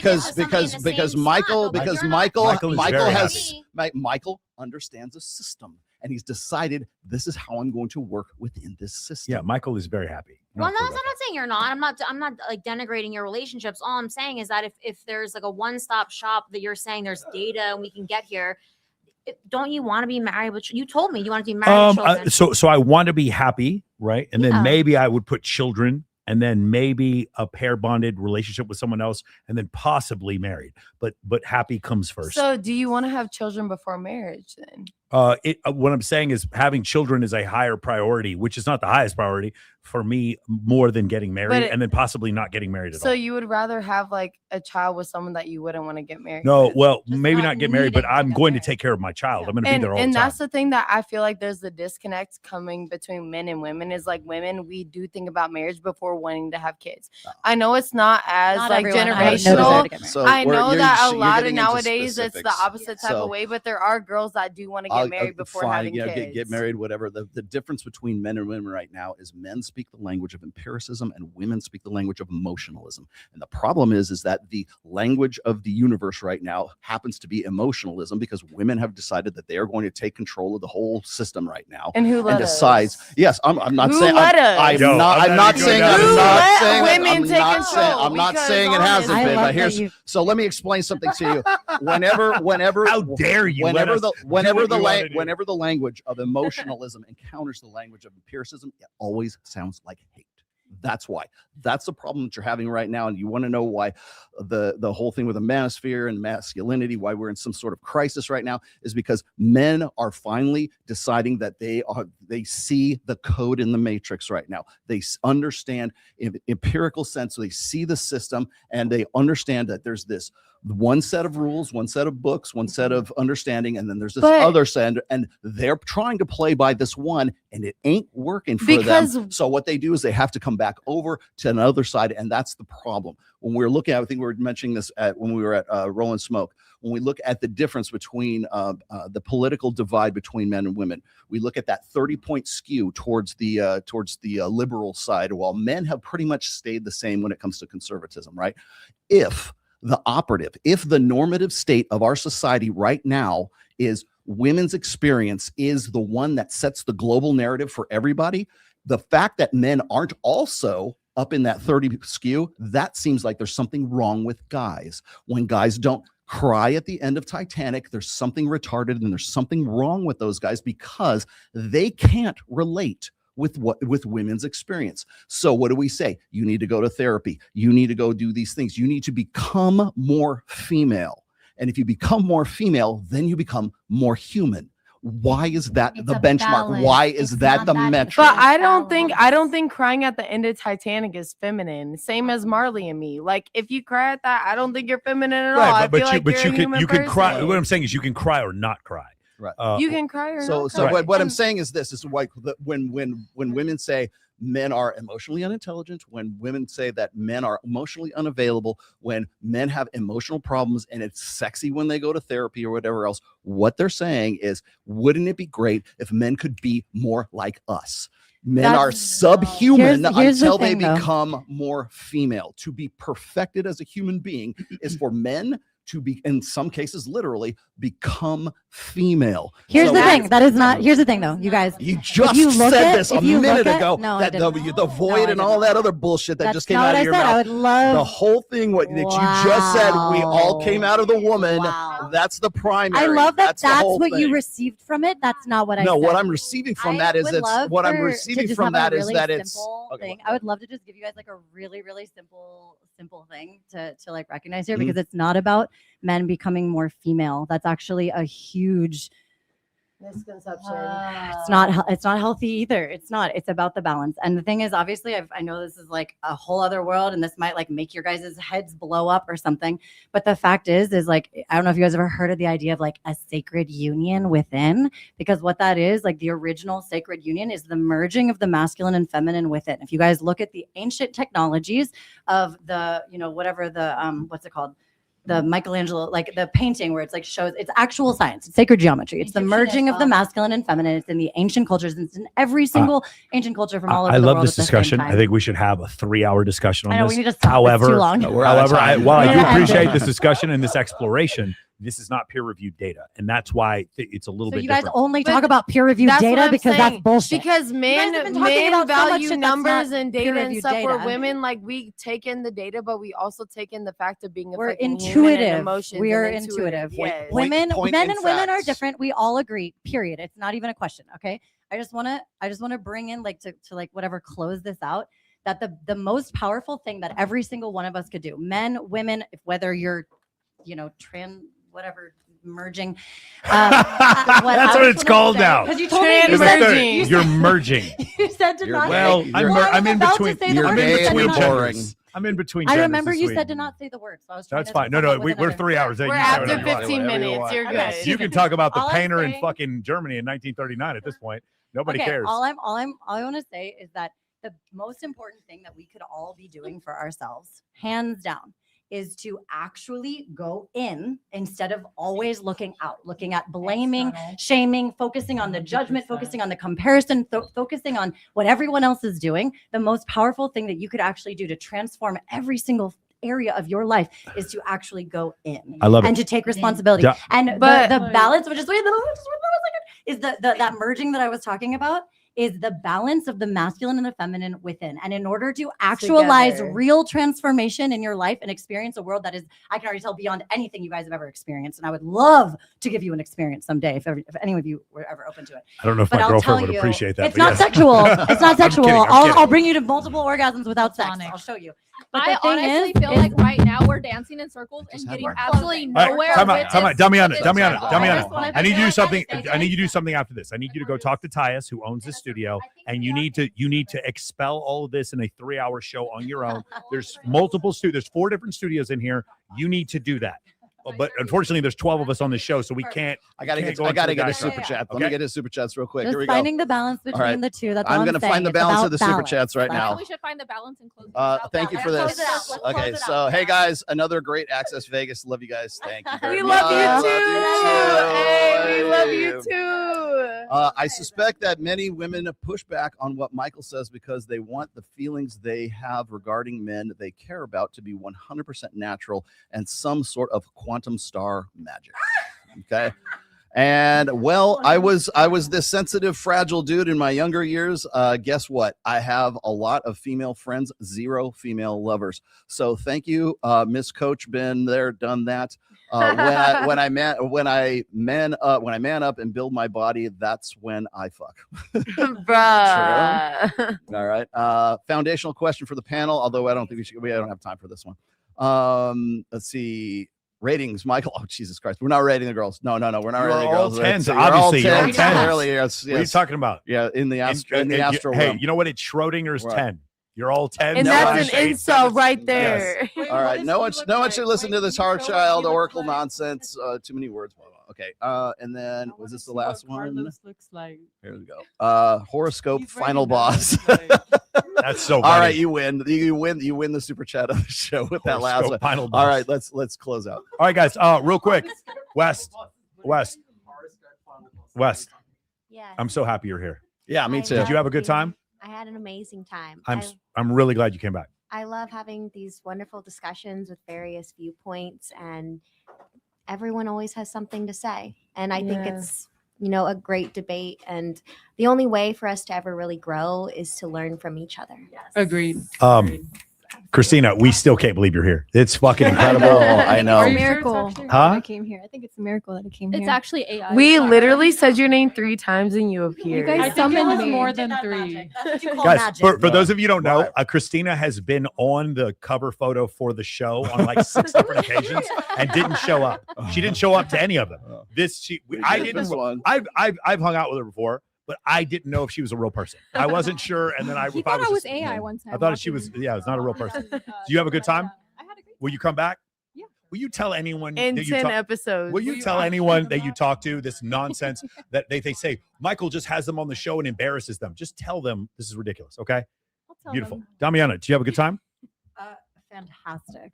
Good. I'm so grateful. This was amazing. I really think you need to start a podcast. Do it. I think you need to do a live stream with a chat and then just go back I'm and curious forth. how you do this. Oh, it's real simple. We use StreamYard. Some people use OBS and Restream. It's something we can teach you. Also, they know how to do it here. And this is a very, very awesome, affordable studio. You should check it out. Michi, did you have a good time? I had a terrible time. No, I'm just kidding. This is great. It was very insightful. I am actually really happy to experience Damiana and a lot of things that she had to say. I had a lot more to say, but I'm a patient woman. So you really we'll have you back on. We'll have you back on. We definitely want you to come for back on. 100%. Monica, how you doing? Per usual, I had a great time. Monica, I do think you're a great wing woman. I don't know what you're talking about. Wait, okay, because my guy friends said I'm horrible because all the bitches they bring around are weird. So They're I tell just- them they're no, weird, Monica. and then they're like, They're just "Oh, Are you think kind of they're a bully? weird?" You're kind of a bully. I Yeah. am, but like I'm They looking believe out. that. That's I'm good. looking They're out. looking at it. Don't you Like, want the truth? Like, wouldn't you rather us tell you the truth than let you So go no, for I'm with you. nothing? So a good wing woman is this. Being physically attractive is important, but the great part of a wing woman is when I tell you something, you can't judge me. Like you have to be like, Yes. hey, Thank you. girl So- over there, I want to get with her. I need your help. But Like, if don't I judge heard me. if I heard what she was saying in the bathroom about you, wouldn't you want me to tell you what she's saying in the bathroom? Thank you. 100%. 100%. Bass player from Metallica. Wing woman. Bree, did you have a good time? No, but You didn't I'm have a good here time? because I'm your friend. Yes. I fucking love Bree. We bring you because you're an element of chaos. I got Agents of chaos. Willie down from like 22 pounds. He's Wait. down to 19 pounds. Can we say hi to Mother's Milk? Oh, Mother's Milk. Yeah, Mother's Laz Milk. So Mother's Milk. Laz Alonso from The Boys. The boys. Actually, I love you so I don't know if he's much. watching this episode, but he watches. But some of the Mother's Milk, when you got wrapped around that long ass Don't dick, say anything. like Don't I say felt anything. for Don't you. say ruin it. Don't ruin It it. was it was season 3. It Oh, that's already right. happened. Okay. Yeah, Okay, that's right. okay, but I love you. All right. I'm tired. Can we? Jen, yeah, wrap of course. this up? Jen, Okay. what's going on? I have not seen that, but that sounds hilarious. Yeah, watch The Boys is tremendous. The Boys is amazing. Boys, just not like the last season, but I've seen some of the first. You It need is- to see all the seasons. It is somehow the darkest and most woke show on TV. It is. It really is. It is the most woke show on TV, and it's incredibly dark. It I is love lovely. Homelander. Yeah. And What, Soulja what, Boy. did, what, did you what did you think of the show? Hey guys, we can hear you talking. We can hear you talking. Yeah, it always opens my mind up to different things to like think about. So it's really nice. Incredible. Cool. What'd you think? This is very interesting. Yeah? I mean, it was very interesting. Okay. I don't know what else. Did you have a good time? Yeah, it's good. I did. I mean, hearing other people's perspectives was cool. But That's what I it feel is, like- right? I feel like honestly, we danced in circles when it could have been more focused because I feel like everyone to put their opinion out there, but no one actually made a single point. Well, here's the thing. In my opinion. When we clip this, when my clippers, shout out to Joe and Jaheel, when they clip this, it'll make coherent points. I hope so, because I was confused. Yeah. What did you have a good time, Kara? Yeah, I had a great time. I love always like hearing like everyone's opinion. I'm personally like a man hater. Like I really like hate. She really does. Like, She's hella like, against men. I like a man will come up to me in public and they'll be like, How dare you? Like, okay, cool. Like, what if a girl introduced you to a man? Would you still be like that? yeah, like She's I've had more like had that. friends introduce me to men before, and like She's they're just the very biggest picky. fan, like- Are you lesbian? Okay, no, I'm not lesbian. I mean, I used to Like be. men? I love men, but they have to be like at least 6'2", dark chocolate, athletic. Like How dark are we talking? The darker, the better. Okay, now we have a clear understanding. My friends have put up the Can you guys put a raise your hand in the chat with your skin color so we can Black. we can go ahead and hit you up with. I Kara feel right like here. I just took a bath in battery acid. 6'11" too. He has to be 6'11" and You have black. to be taller than me, or else. Yeah, why would I want to ride? Kira. Kira. Kira, I'm going to a bunch of summer league parties, so we should. There it is. Listen, if you are a minority, you are Kira's priority. All right. It's literally my type. My friends have like done the percentage and everything. Like my type is like 0.00. Yeah, no, our guy if you- friends did all the math for us. It's Yeah. 0.0001%. If you are brown, then Kira is down. These bitches to go to hell. Hey, Kira, you want to look at my journal real quick? I have Oh all my the God, here we tips. go. All right, let's Let see me Brian. see that. Brian, what was this? What you expected, Brian? Australia. Was this what you Mark, expected, guys? let's go Australia. This was extremely eye-opening. Thank you for letting me back. Yeah, anytime. I am, well, I've got an undrunk thing of tequila here that really wants to get drunk. He's gonna get drunk. Welcome to Vegas. All right, incredible. We got through all the super chats. Yes, we are. Okay. We're ready to go. All right, for everybody else who's out there, we really appreciate you watching us. There's a ton of super chats. I didn't expect got that. to yours. A lot of people watching. Like I said, this Friday I'm going to start live streaming. Please come check me out. I would really appreciate if you guys would go on my X, go on my I haven't started my Kick yet, but my Rumble. Please, because I never know if YouTube is going to get rid of me. I never know if Instagram is going to get rid of me. So please help me out. And check out these other. We'll be on Kick by next show. Yeah, and then the other thing about Kick is that if I say things that are like a little bit more real, that I'm not going to get kicked off of YouTube, I can say that on Kick. So I do appreciate you guys if you want to check that out. And Bree can be there as well and chastise. Tell us how real everything is. Chastise me from minute to minute. All right. So I appreciate you guys checking us out. Remember June 3rd in Los Angeles, we're going to be doing Babes in Toyland, and then August 6th in Las Vegas, we're going to be doing Babes in Toyland again. Yeah. And then for those of you guys who are interested, Swimsuit USA's World Championship is the 3rd week of October. I'm going to be there. I've got 3 prelims that I'm going to be hosting. If you guys are interested in being part of that, you guys can talk to the people at Swimsuit USA. I love those people. They're terrific. And I will see. I think that's pretty much it. All right, guys. Thank you guys for joining us. Thank you all you ladies. Yay. This is terrific. Let's all get to know each other. Love you guys.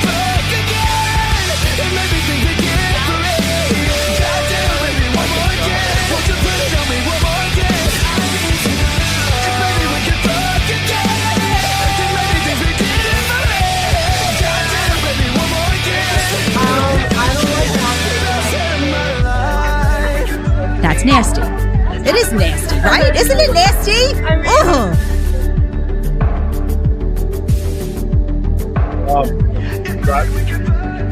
Who wants to go to Peppermill? You want to go to Peppermill? Michi, do you want to go to Peppermill? Wants Hey, you to have the baby. Yeah. Definitely not. Mark, if you want the